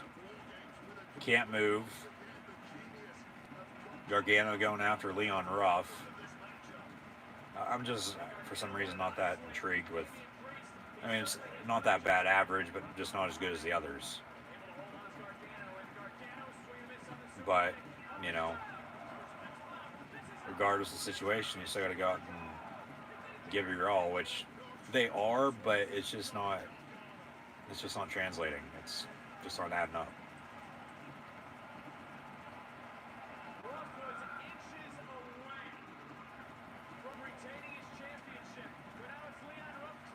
Priest trying to get himself out of the ropes. He's literally tied up. Leon Ruff misses with the frog splash. Gargano from behind with the submission. Right in front of Damian Priest. Leon Ruff taps. Gargano wins. Priest actually gets out of the ropes. Kicks Gargano right in the face. Leon Ruff going to roll out of the way. Big kick from Priest to Johnny Wrestling. Up top goes Priest. Priest with a kick off the top rope.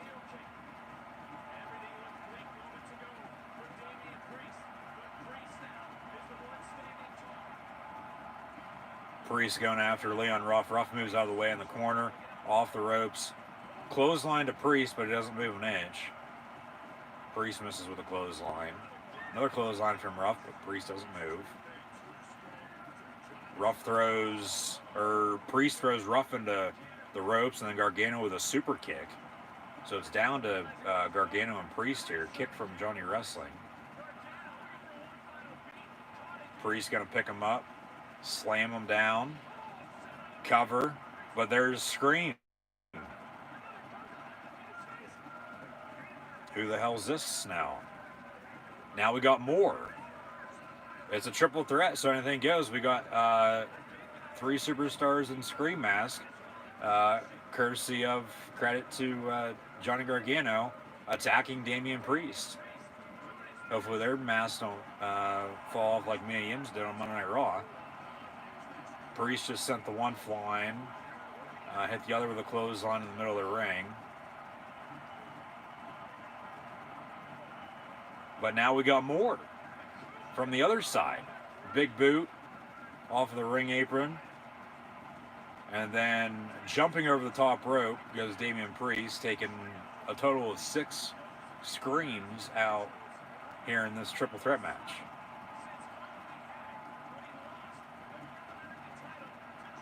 And then he takes the others out, jumping over the ring post.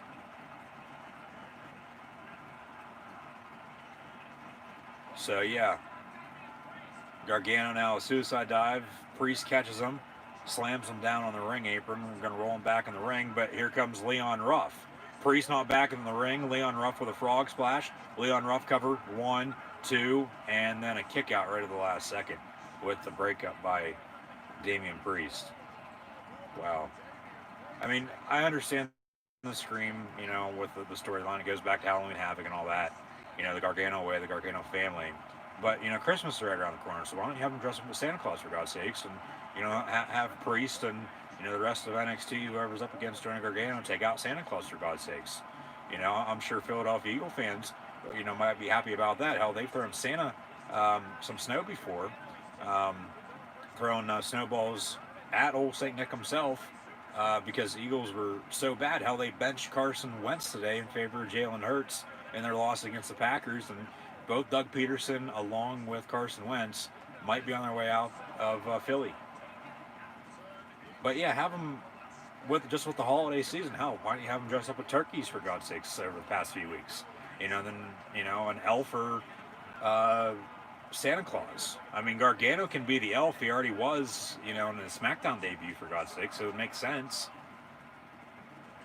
Kick from Gargano, kick from Priest, and then Priest with another. Down goes Johnny Wrestling.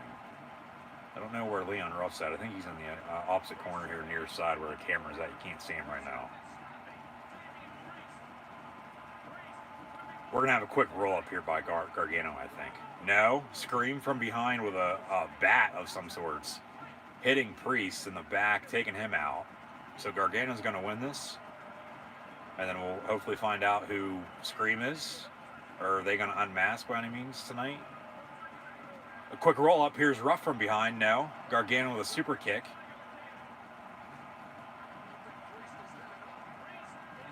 Priest out ringside, and then Gargano from the ring apron over the top rope. DDT to Leon Ruff. Cover 1, 2, 3. Johnny Gargano is once again your new NXT North American champion for the 3rd time in his career.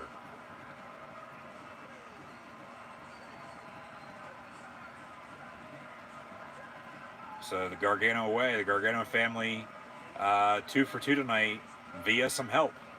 Team Candice LeRae winners in the women's WarGames match because of some help, and here Johnny Gargano regaining the NXT North American Championship because of some help in this triple threat against Leon Ruff, who just lost his title.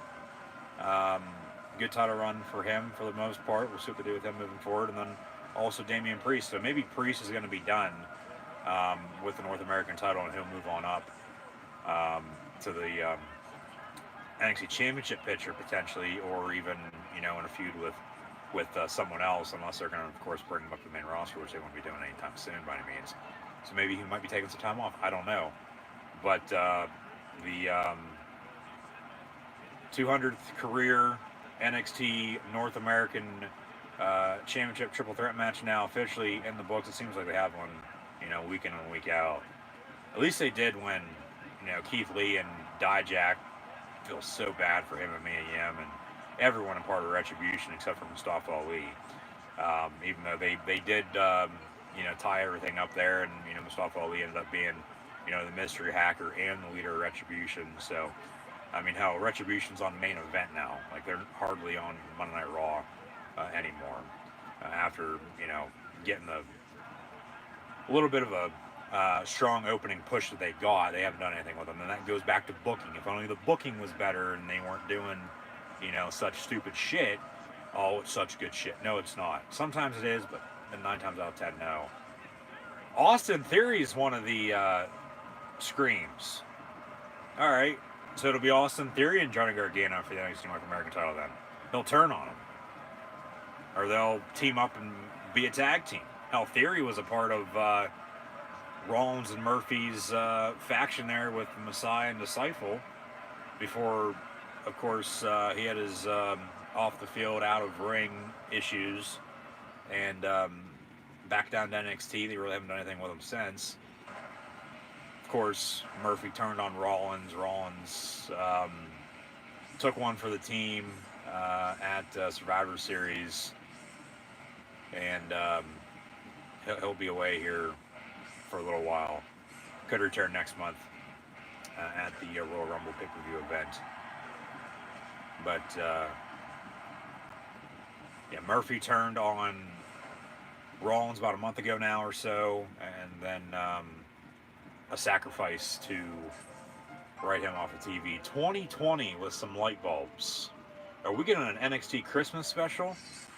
10, 9, 8, 7. Whose balls are going to drop? 6, 5, 4, 3, 2, 1. 2021. New Year's Evil.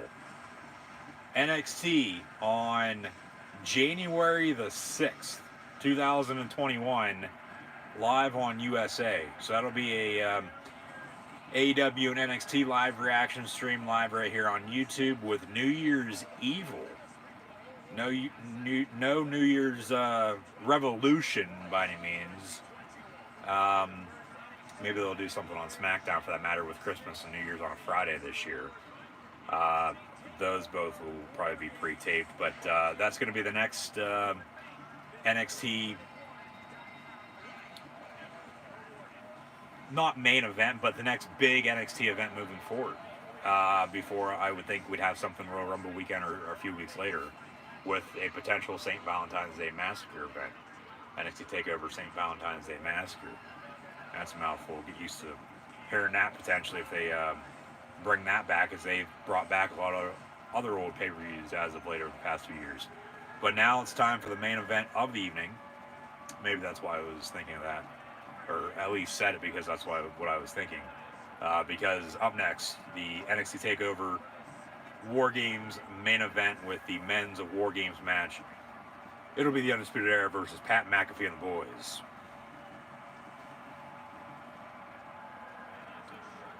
That's exciting, though. I mean, they announced something new. It's, of course, going to be on TV, TV special. WWE NXT New Year's Evil, as they had the countdown clock there, 10 to 1, and then, of course, the announcement of New Year's Evil, along with a tease earlier with Karrion Kross's return at some point. Maybe then. Maybe that's when he comes back. We'll see what Finn Balor does in the meantime, but now this video package hyping up Undisputed Era versus Pat McAfee, Danny Burch, Oney Lorcan, and Pete Dunne in the upcoming main event of NXT TakeOver WarGames, the men's WarGames match.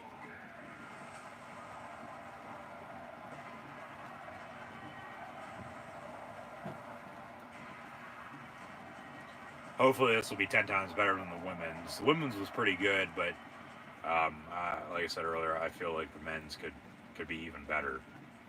So, and we've had some damn good matches since. I mean, the triple threat that just wrapped up, honestly, probably the worst match of the night between the five, because we all know how this is going to go, and it's going to be the best match of the night.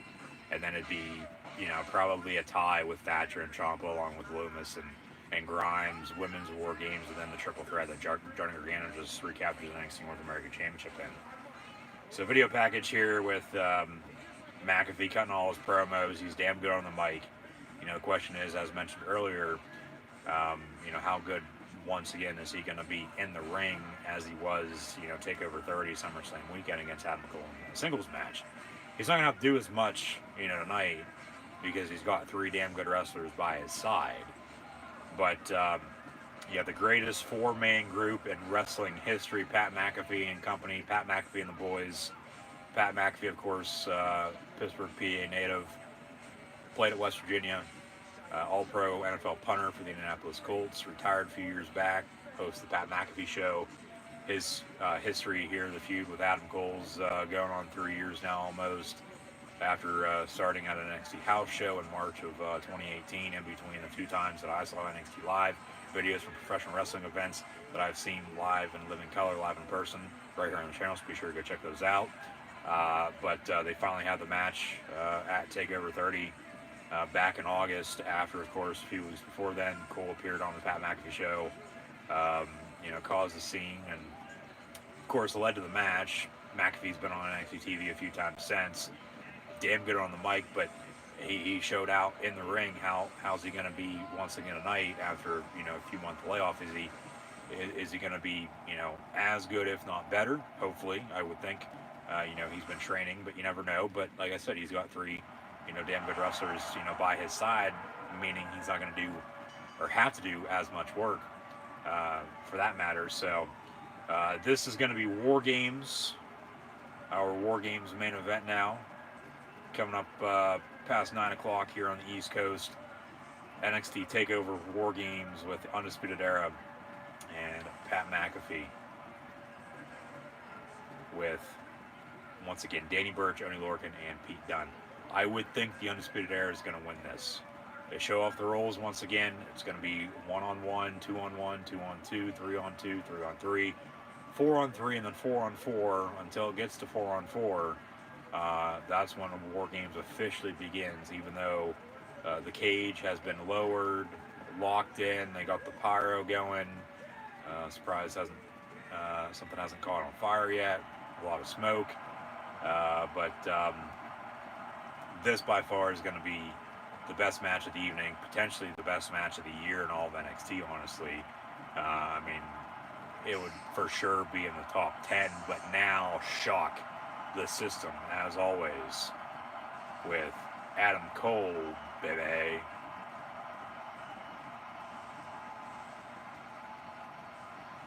And they're sporting some new in-ring gear, as mentioned, changing up their color scheme.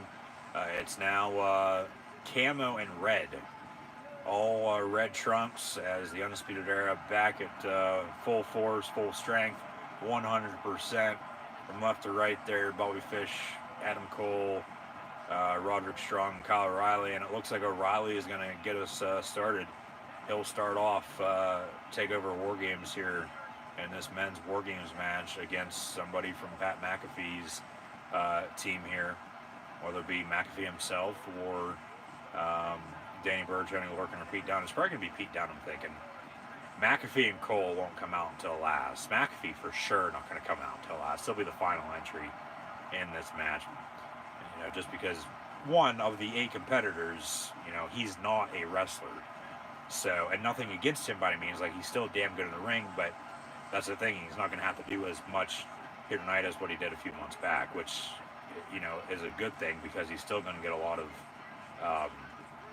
looks his way. So now in the meantime, here come Pat McAfee for the brand with Danny Burch, Oney Lorcan, and Pete Dunne. Pat McAfee and the boys.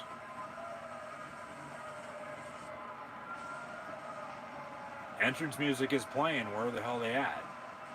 There they are, coming out finally. McAfee strutting his stuff. The rest of the Undisputed Era, along with the rest of this team here, minus, of course, whoever's going to start off, going to be locked in that shark cage at the top of the ramp there by the entrance before, of course, all 4 members from both teams are, in fact, in the ring, and War Games officially underway. So it does look like Pete Dunne's going to get us started against Kyle O'Reilly. And then the Undisputed Era will have a 2-on-1 advantage against Pete Dunne for a little while before either Burch or Lorcan comes out. And then, as mentioned, McAfee is going to be the final entry between the two teams here, I'm thinking, for War Games. So once again, thank you for tuning in and watching. Be sure to like, follow, and subscribe on social media. Hit that thumbs up button, share, chat questions, comments, super chats, super stickers. Always greatly appreciated as well.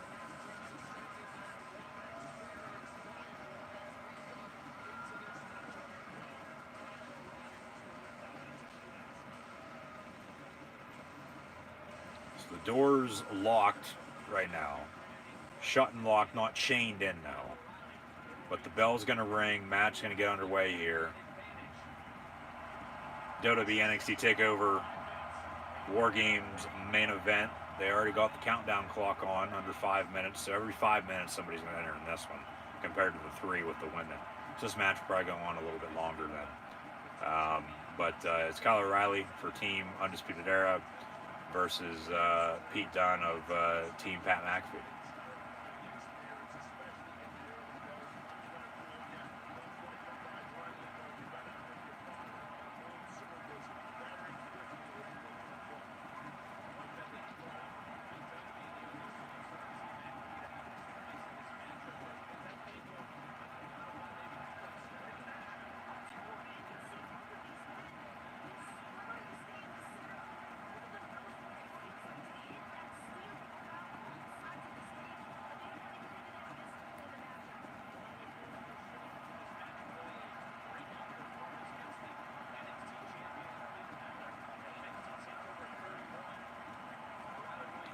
They pan to the Undisputed Era and Pat McAfee with those close-up hard shots with the camera, taking a look at them as they watch on.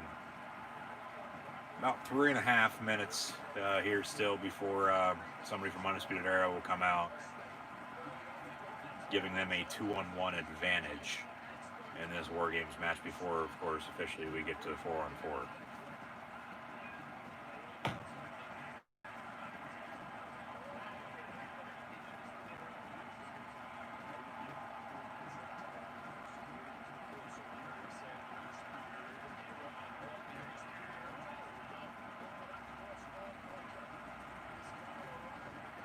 Pete Dunne misses with a knee as Kyle O'Reilly misses with a kick then.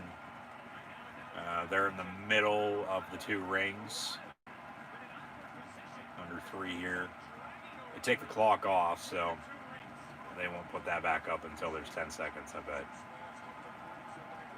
10 all the way down to 1 again for the next entry, and then for NXT in 2021.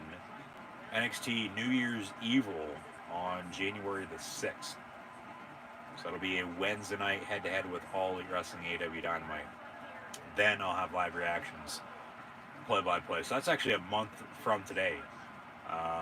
So a month from now, AEW Dynamite and WWE NXT with NXT New Year's Evil. I wonder if AEW is going to do anything along the lines of, holiday-themed special, whether it be for Christmas or New Year's. From what I've heard, AEW is not going to be on the Wednesday before Christmas. It's either going to be on that Thursday, Friday, or Saturday, Christmas Eve, Christmas night, or the day after Christmas because the NBA returning. But details on that unknown right now. Of course, nothing official as of yet. So we'll see what happens moving forward. But Pete Dunne and Kyle O'Reilly 1-on-1 here in WarGames for the time being.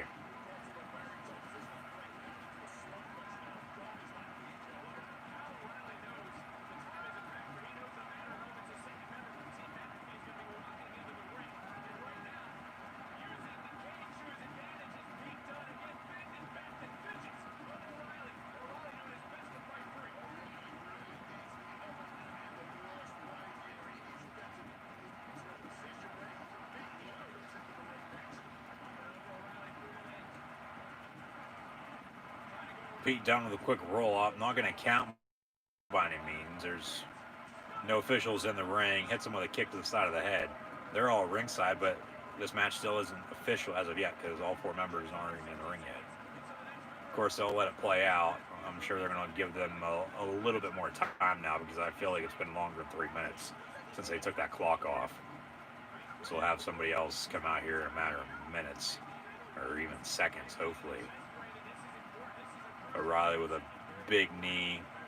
I would think it's going to be Roderick Strong for Undisputed Era, and then one of the 2 for Burch and Lorcan. Following that, and then, Cole and McAfee as your final 2. They'll probably fight, I bet you, down the ramp, into the ring, and then WarGames will commence, and we'll have a winner. But 10 seconds now, finally.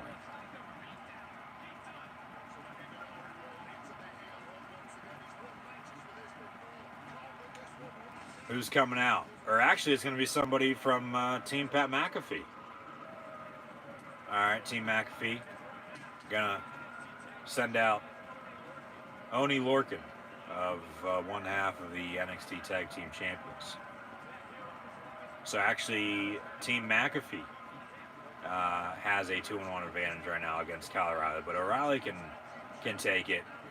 Both him and Balor got hurt 2 months ago at TakeOver 31, of course, and Ridge Holland then as well. Ridge would probably be on this team for McAfee. Hell, they probably have 5-on-5 with the Undisputed Era adding somebody else. But then Pete Dunne might not have returned. They add him in, I believe, a little bit after that. So 2-2-2 now here before either Fish or O'Reilly enters. Probably going to be or Fish or Strong, Strong Fish with Roderick, Strong, Roddy going to be the culprit. Going to have to enter WarGames. I'm thinking at least, but hell, it could even be Adam Cole, but it'll be Cole and McAfee last.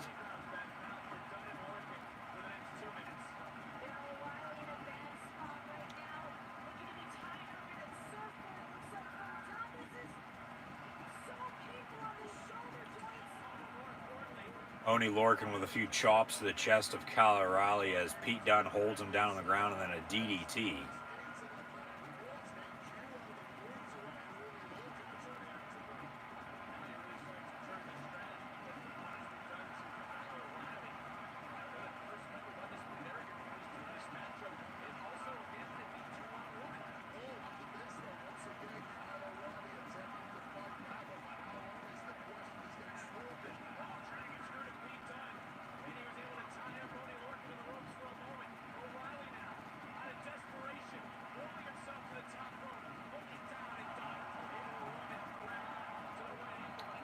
Kyle O'Reilly now walking the ropes. Hits a leg drop on Oni Lorcan there. And then Pete Dunne misses with a drop kick. And all right, O'Reilly going to sell his left knee. Being kicked in the left knee, I don't know about that.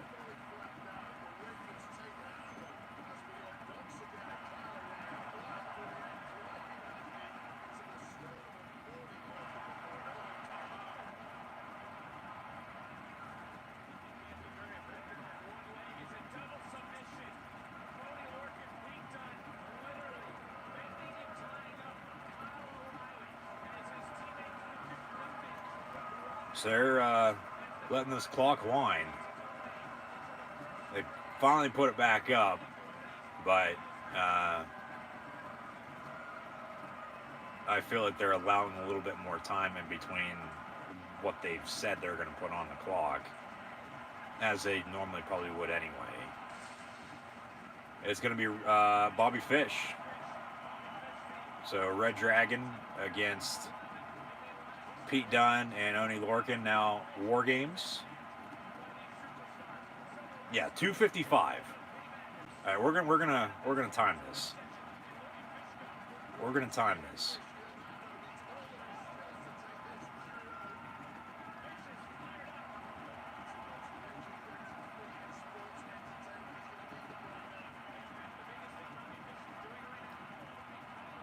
We're gonna see how long after they take it off. Is it 2:30 right now? And see if it's actually 2 minutes and 30 seconds before somebody else enters. Okay, 2:20. They left off at 2:20 because they go to a replay. And we're going to count this. I'm timing it right now. Okay, so they bring it back up. Is it 2:05? So we're going to reset and see if it's actually 2 minutes from once they take it off and put it back up, or have somebody enter. But they're probably okay. 1:57. 1:57. Remember, a minute 57.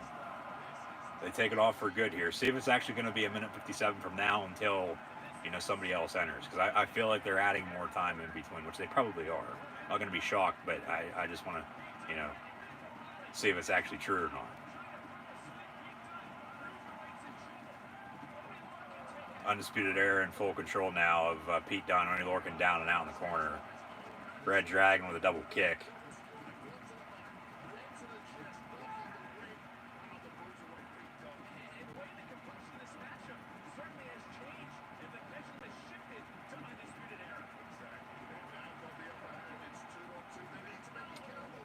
almost at a minute. Almost at a minute. So, see how realistic they honestly are.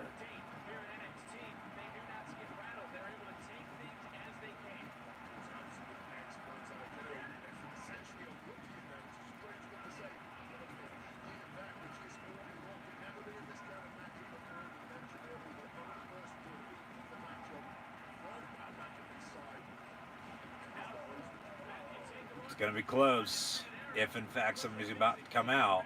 Hell, they might even cut it short. They might have them enter earlier than the clock would say.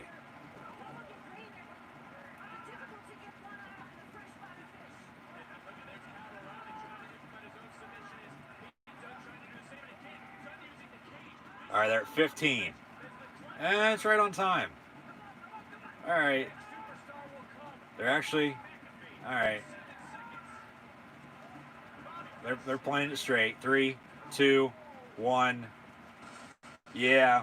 All right. About a 2-second differential. It's 1:55. But they got to unlock the cage, and now here comes Danny Burch. So yeah, they're on schedule. They're on time. They're telling us, hey, there's 3 minutes in between. You know, it just for some reason seems longer for some reason. Especially a little bit ago. Now, I mean, maybe that was true, and I just wasn't timing then, and then I get to time it, and then it's all fine. But Danny Burch now in. What the hell does he have? A life jacket of some sorts? What the hell is that? Is that a baseball bat? Oh, it's a cricket racket. All right. It's a 2x4 basically with a handle.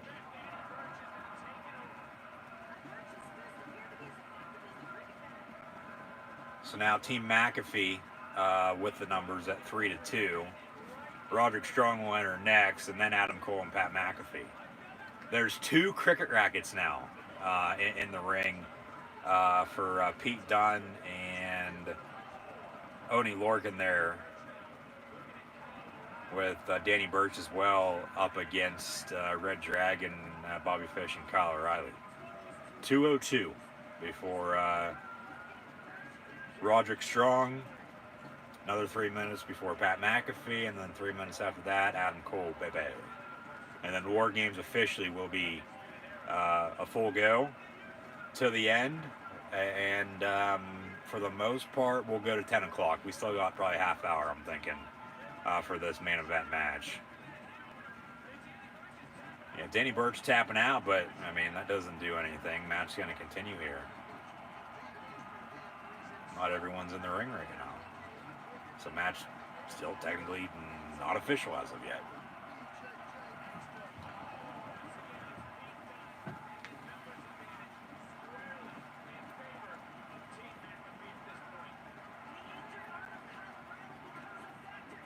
Cricket racket to the back of Colorado. Oh, God, that had to hurt.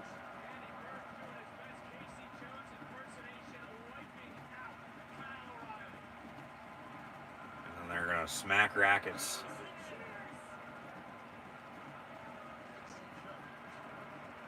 I mean, just imagine, I don't even think those are cricket rackets, honestly. It's probably plastic.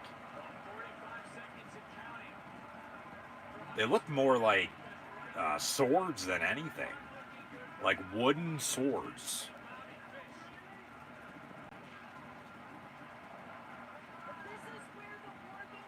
I bet you any money those will be used in the finish, potentially with a tap out by Pat McAfee. Like Adam Cole will use that to get him to tap. And then McAfee will be bitching on the Pat McAfee show. I tapped out, or Adam Cole made me tap out using a cricket racket of all things. 6, 5, 4, 3, 2, 1. Here comes Roderick Strong. So McAfee and Cole are going to be the final 2. Hell, they might enter at once together. I feel like, because McAfee's going to come out next, he'll egg on Cole, and then Cole's going to break the gate. And then they'll both enter at once. They'll fight down the ramp into the WarGames, and then WarGames will be official. One of those.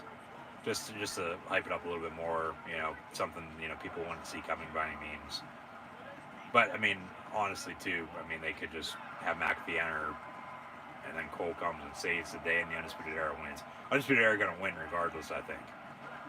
So we'll see what happens here. Another 2-2-2 before good old Pat McAfee enters WarGames.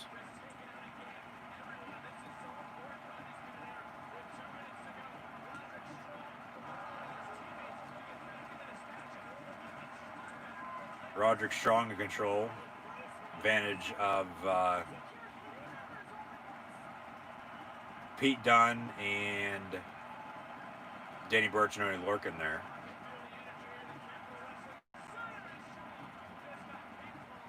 Hell, there might even be something else in that orange bag.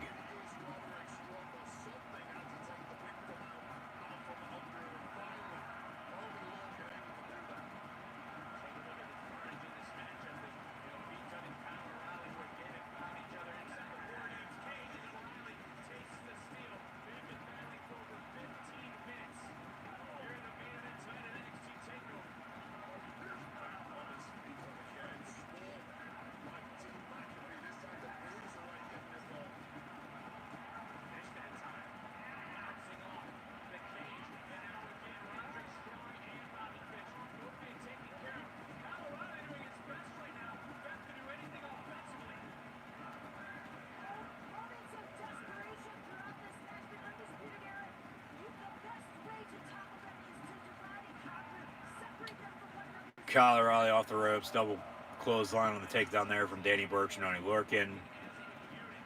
Pete Dunne in the middle of the rings with that's Bobby Fish. You got Strong and O'Reilly in the far ring. McAfee and Cole still to enter.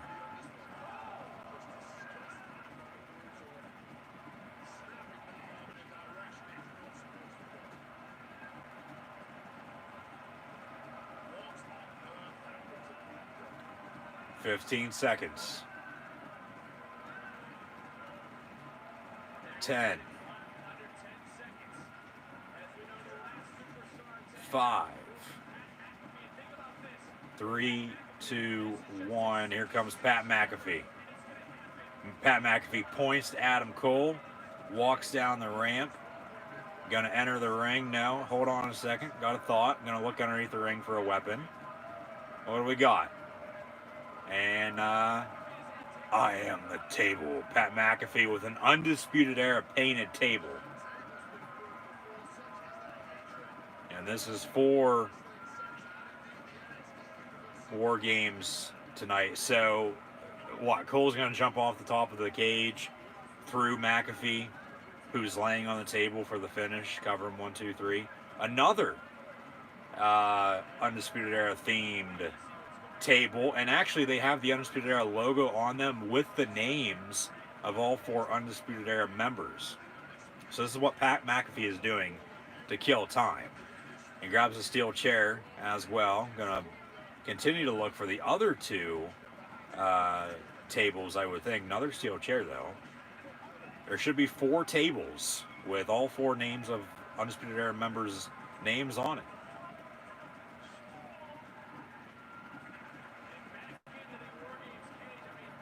I mean, that's a cool add-on to this match. I mean, 4 tables with, the logo for Undisputed Era and the respective names on the table. I mean, I honestly really want to know who thought of that. I mean, not a bad idea.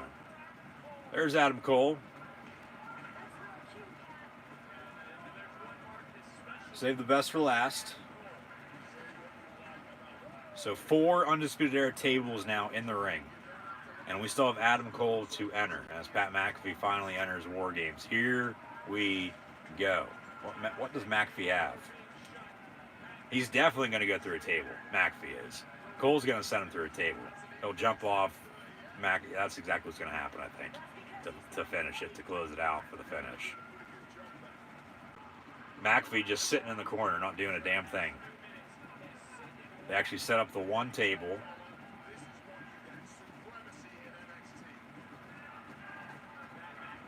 The other actually propped up in between the two rings. McAfee's still just sitting in the corner, not doing anything.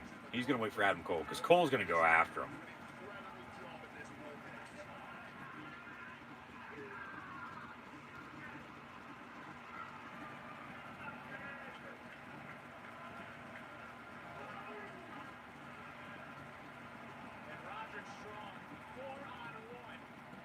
All right. Roderick Strong now on his respective table. Pat McAfee off the top rope with a moonsault through Strong and the table. All right.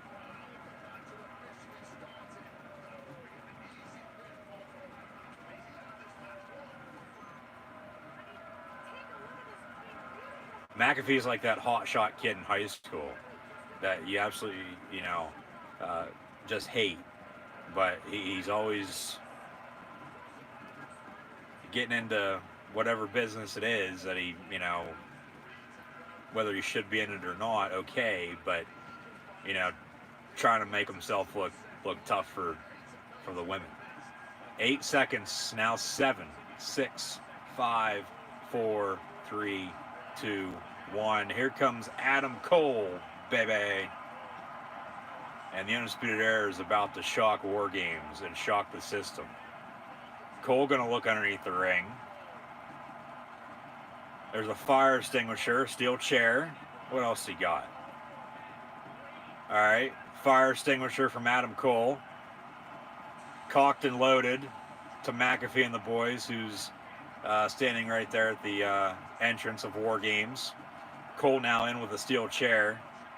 Ref gonna shut the door, lock it, and chain it up.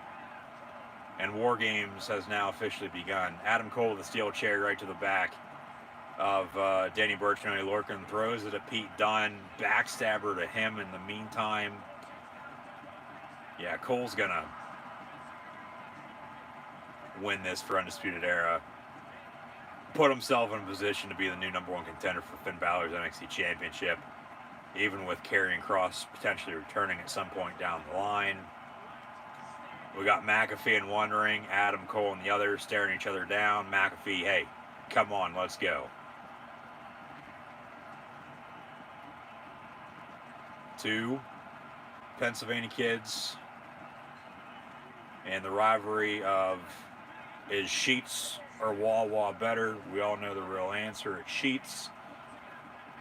Meantime, Pete Dunne intercepts Cole, takes him down. A few stomps to Adam Cole. DDT on the reversal, though, from Cole to Dunne. Off the ropes, McAfee from behind, though, grabs him, holding Cole up against the ropes. Dunne with a kick to the side of the head. That was good for the brand, of course. Yeah. Think.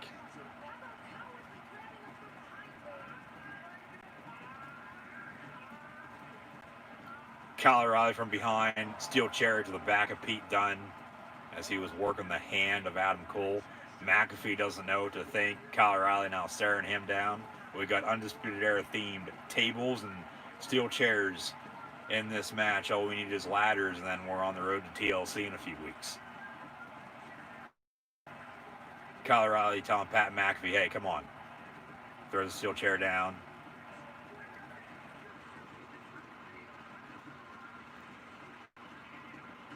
McAfee just got hit in the back with a steel chair from Adam Cole, so O'Reilly just peer pressured McAfee into the attack, and then Pete Dunne from behind. Now all hell's broken loose. They're all going at it. Dunne working Cole.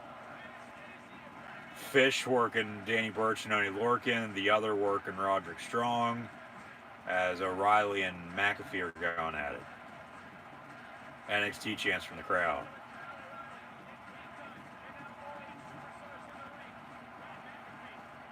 Yeah, this for sure needs to be NXT's home, once everything gets back to normal, not moving back to Full Sail by any means.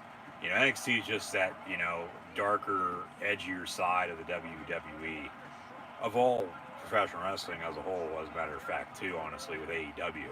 You know, it's just different. You know, and that's just why AEW and NXT are, you know, head to head with one another.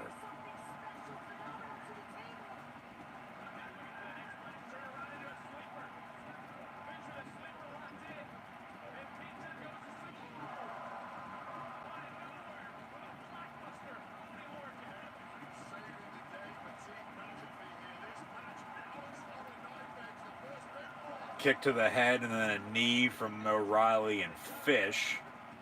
That's to Pete Dunne. Still got 3 more tables to go through. Roderick Strong sent over the top rope in between the rings and then rolls through.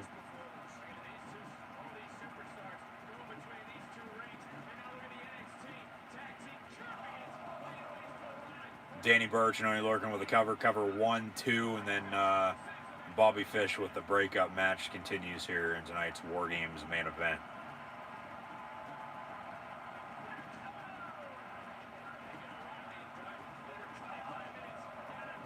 Adam Cole just got chop blocked from behind to the left knee from Pat McAfee, and McAfee once again, hey, you know, think about it.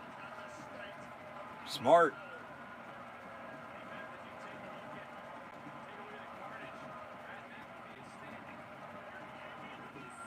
McAfee now with a few stomps to Adam Cole in the middle of the ring.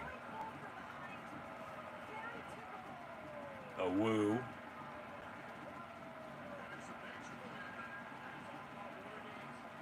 McAfee going to put a submission in on Adam Cole.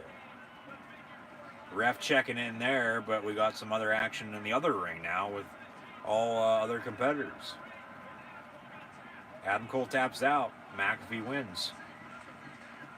See, Adam Cole defeated McAfee at TakeOver 30, so maybe McAfee and the boys win tonight at WarGames. But I still think Undisputed Era is going to win here. Cole reverses the figure 4, so McAfee in some pain right now.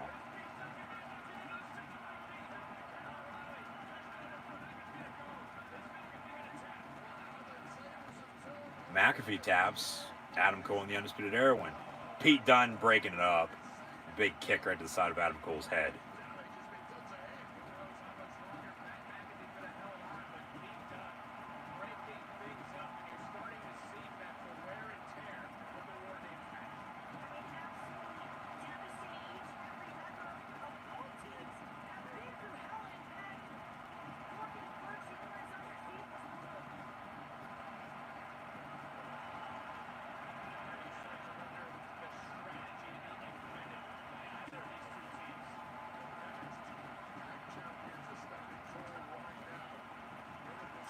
About to set up another table for the Undisputed Era here are Danny Burch and Oney Lorcan.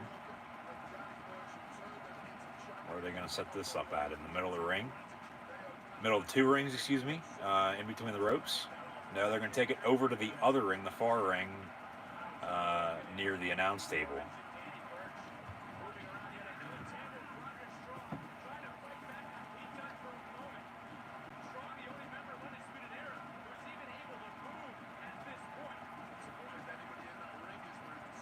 So now this table's set up. This, I believe, is Adam Cole's, if I'm not mistaken. Roderick Strong already went through a table. We'll see who goes through this one.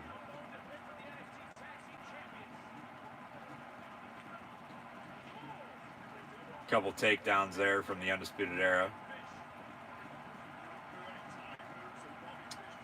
At the half here tonight, Sunday Night Football.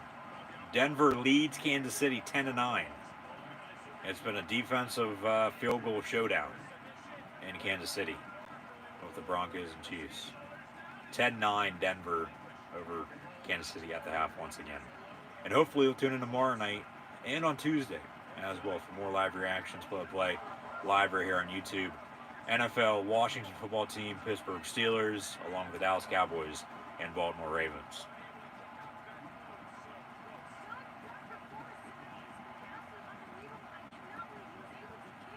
Adam Cole now going to take his shirt off.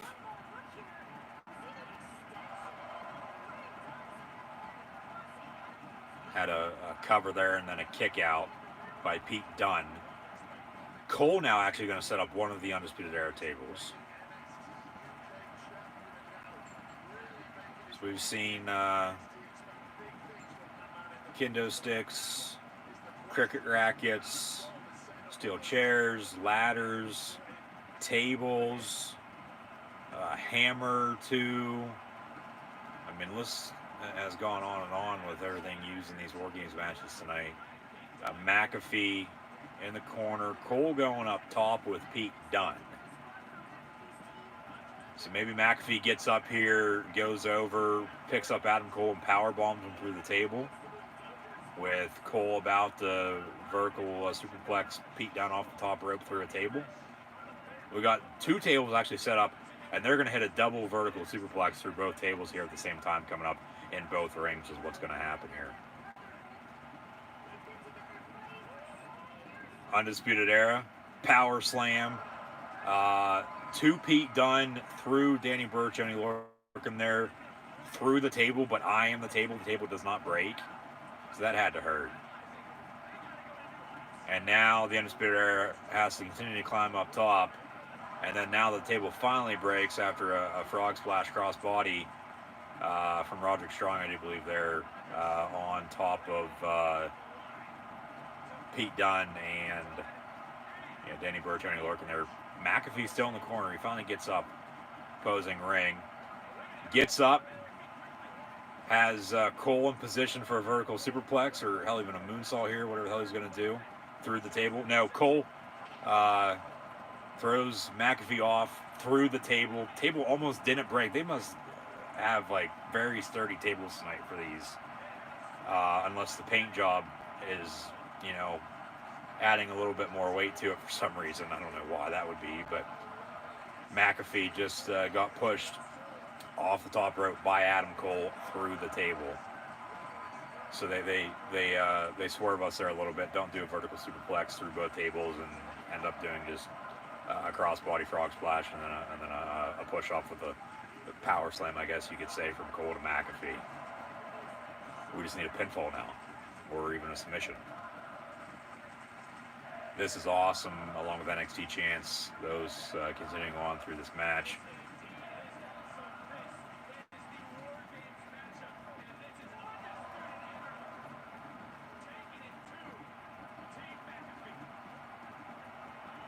Cole telling the rest of the Undisputed Era, hey, take some shots while you can. They got him lodged in between the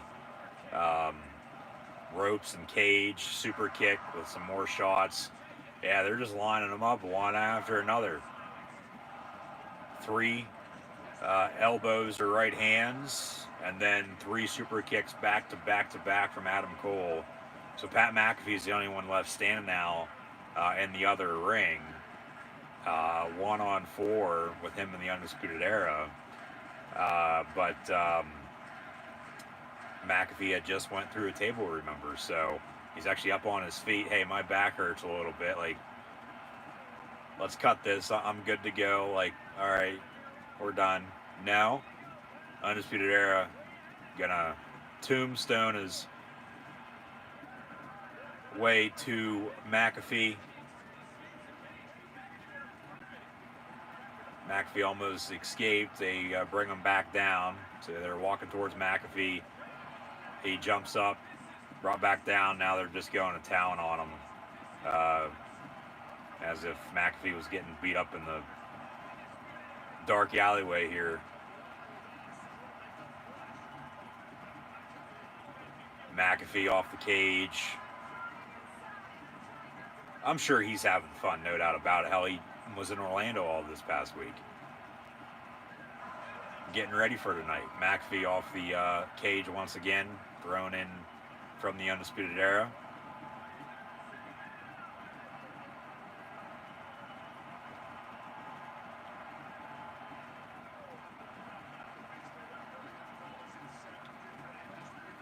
Now they're going to rip McAfee's shirt off.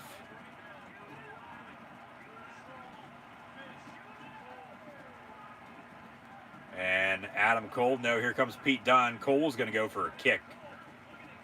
But here comes the rest of Dunne along with Danny Burch and Oney Lorcan there, the NXT Tag Team Champions. So Team McAfee back in control now. We still got one more table to go through, as that's been propped up in the middle of the two rings here at WarGames. 35 minutes and counting. 35 plus for this main event match, and we'll go to 10 o'clock.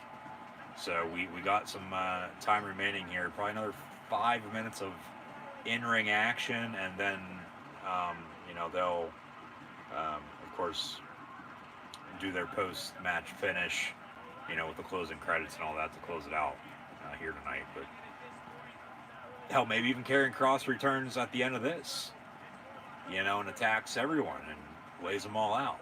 And he's coming after Finn Balor. He's coming back for his NXT Championship that he had to relinquish due to an injury scare after he won his first championship in NXT. So yeah, Karrion Kross going to be coming back sometime soon. Just a matter of when. Pete Dunne trying to hold on, save his life. RKO from Cole to Dunne off the top rope. And then a vertical suplex from Strong to, that was Pat McAfee, I do believe it was. More NXT chance. That had to hurt for him, especially because he's not used to it. I'm sure he took a lot of bumps getting ready and all that, but still. Oh yeah, but maybe Karrion Kross comes out here, closes it out. I highly doubt it, just because they did the thing earlier. They'll save that for Wednesday. Close it in NXT with him and Balor for the title. Then moving forward, but he's going to be coming back. What he never lost. He had to relinquish that championship title due to an injury. He separated his shoulder and has been out of action, for a few months now, and he'll be coming back here eventually. Just a matter of when. But they teased it earlier. We got NXT TakeOver, I guess you could say, for an NXT TV event with New Year's Evil a month from today, January the 6th, so that should be interesting. Now all face-to-face, head-to-head. No McAfee, though, there, I don't think. 4-on-3 with the Undisputed Era over... Oh, there's Pat McAfee. He's up top. And, of course, now a buffer. Come on. Really? It's all fine and dandy until the whole way at the end, and then you got a buffer on me. McAfee's the whole way up top. He's going to be the one jumping off the top of this WarGames cage. And it reconnects, and then it's fine, but then it starts to buffer again. Come on, WWE Network. Why? All right. Third time's a charm, maybe. It does it again. If that's buffering, everything else should be buffering. That's the thing with technology and the Wi-Fi and data, and just it's good, but then it also sucks when you need it to be good, or want it to be good for that matter, and it's just, come on, man. There's no reason for this.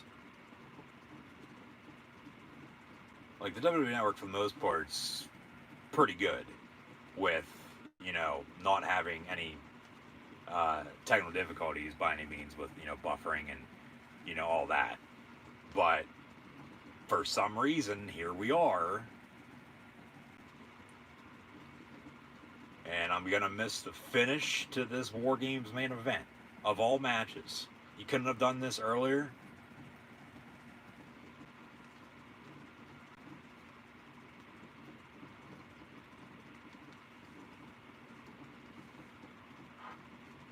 All right, now it resets itself and it goes back.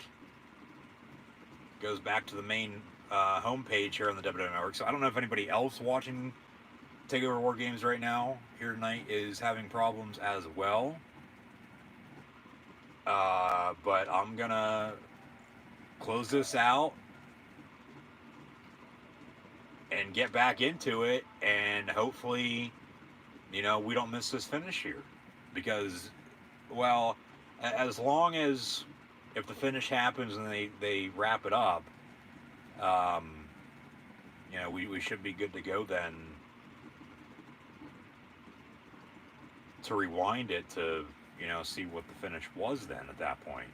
Maybe I'll log in elsewhere, since it's giving me trouble here, and not even actually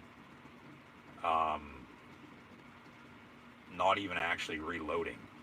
Um, so give me a second. We're gonna hop on here and hopefully get everything situated and get back in the groove to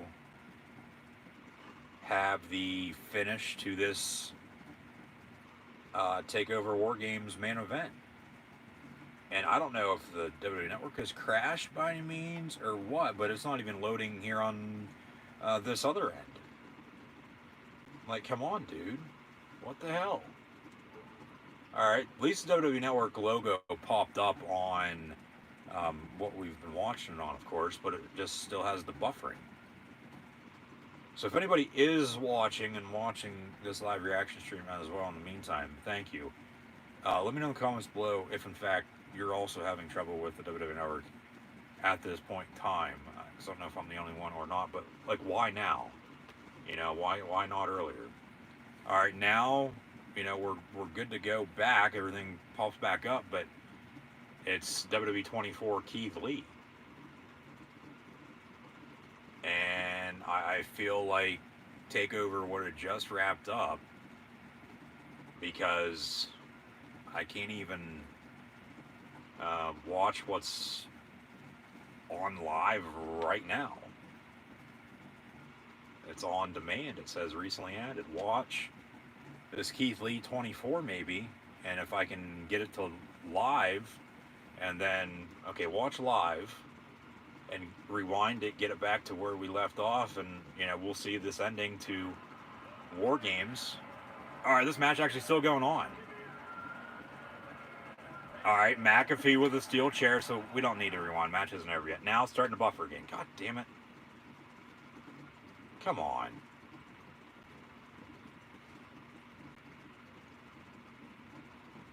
There's no reason for this. None. I believe this did the same thing at the end of TakeOver 31 2 months ago.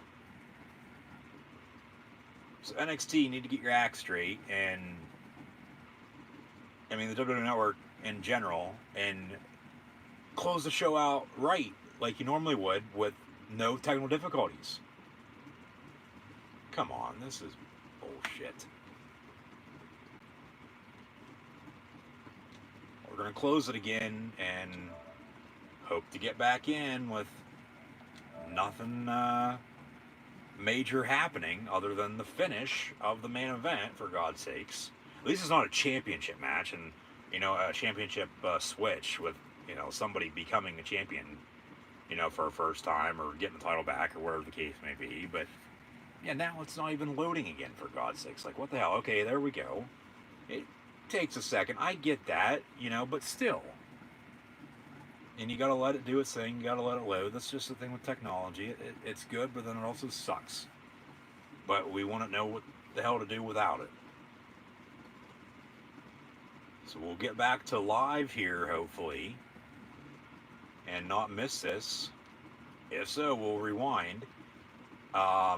Wasn't going to rewind there the last time, though, even though I said I was going to, because the match was still going on. It wasn't finished yet. Like, we really didn't miss anything.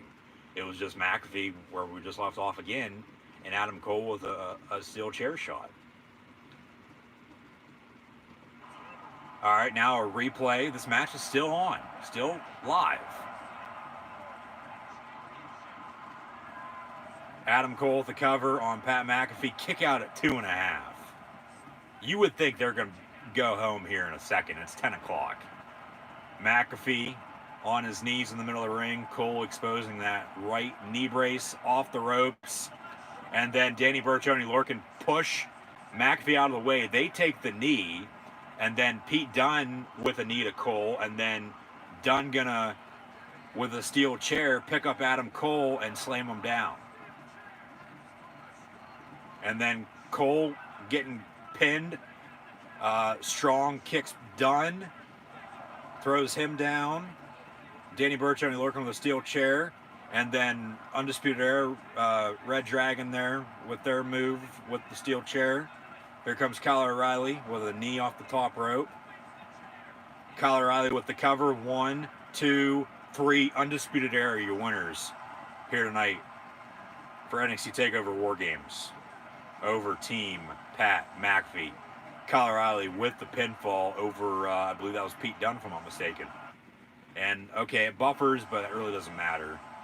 I mean, I could care less unless something major happens following this that I'm going to miss. Buffers again is going to reset here, reconnect. Hopefully, it's just not going to be froze.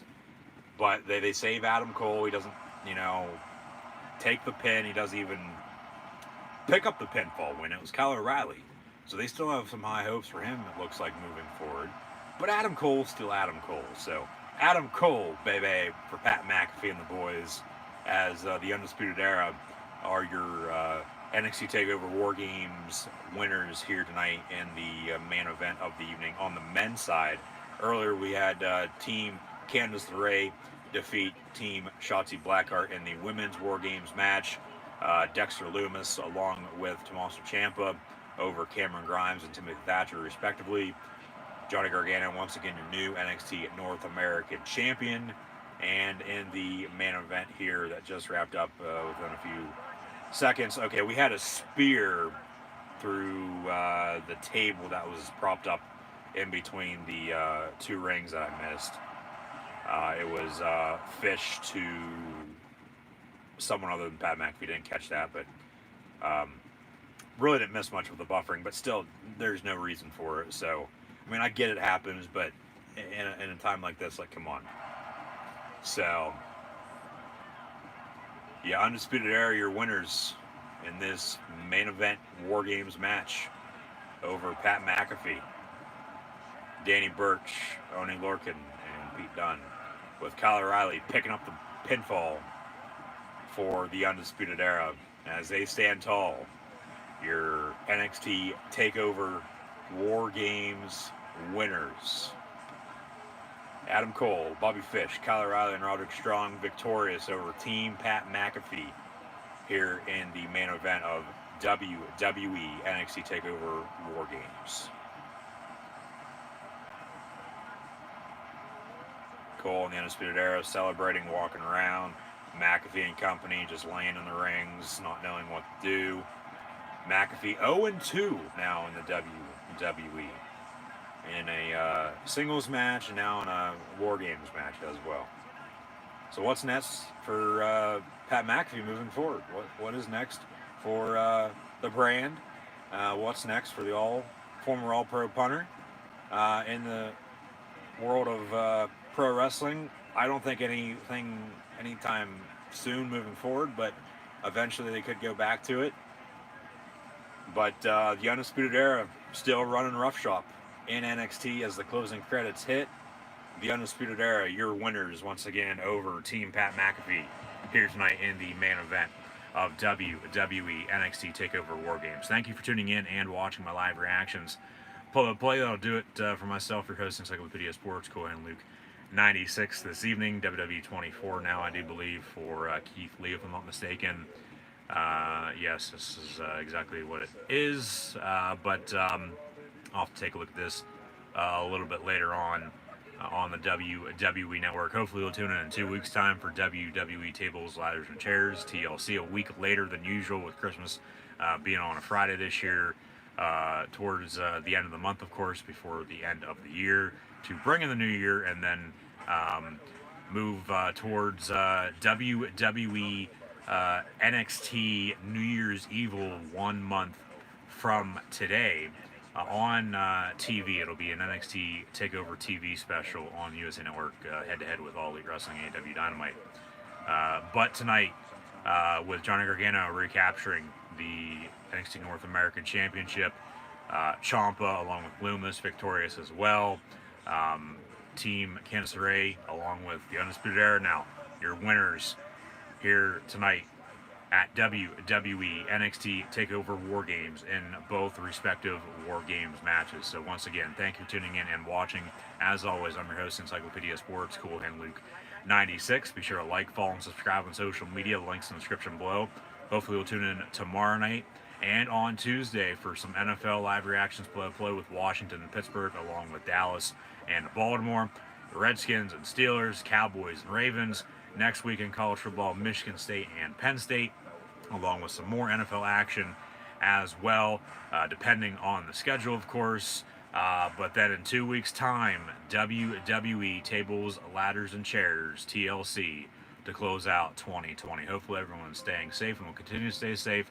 Once again, thank you for tuning in and watching my live reactions play here this evening of WWE NXT TakeOver WarGames, the Undisputed Era winners over Team Pat McAfee in tonight's WarGames main event.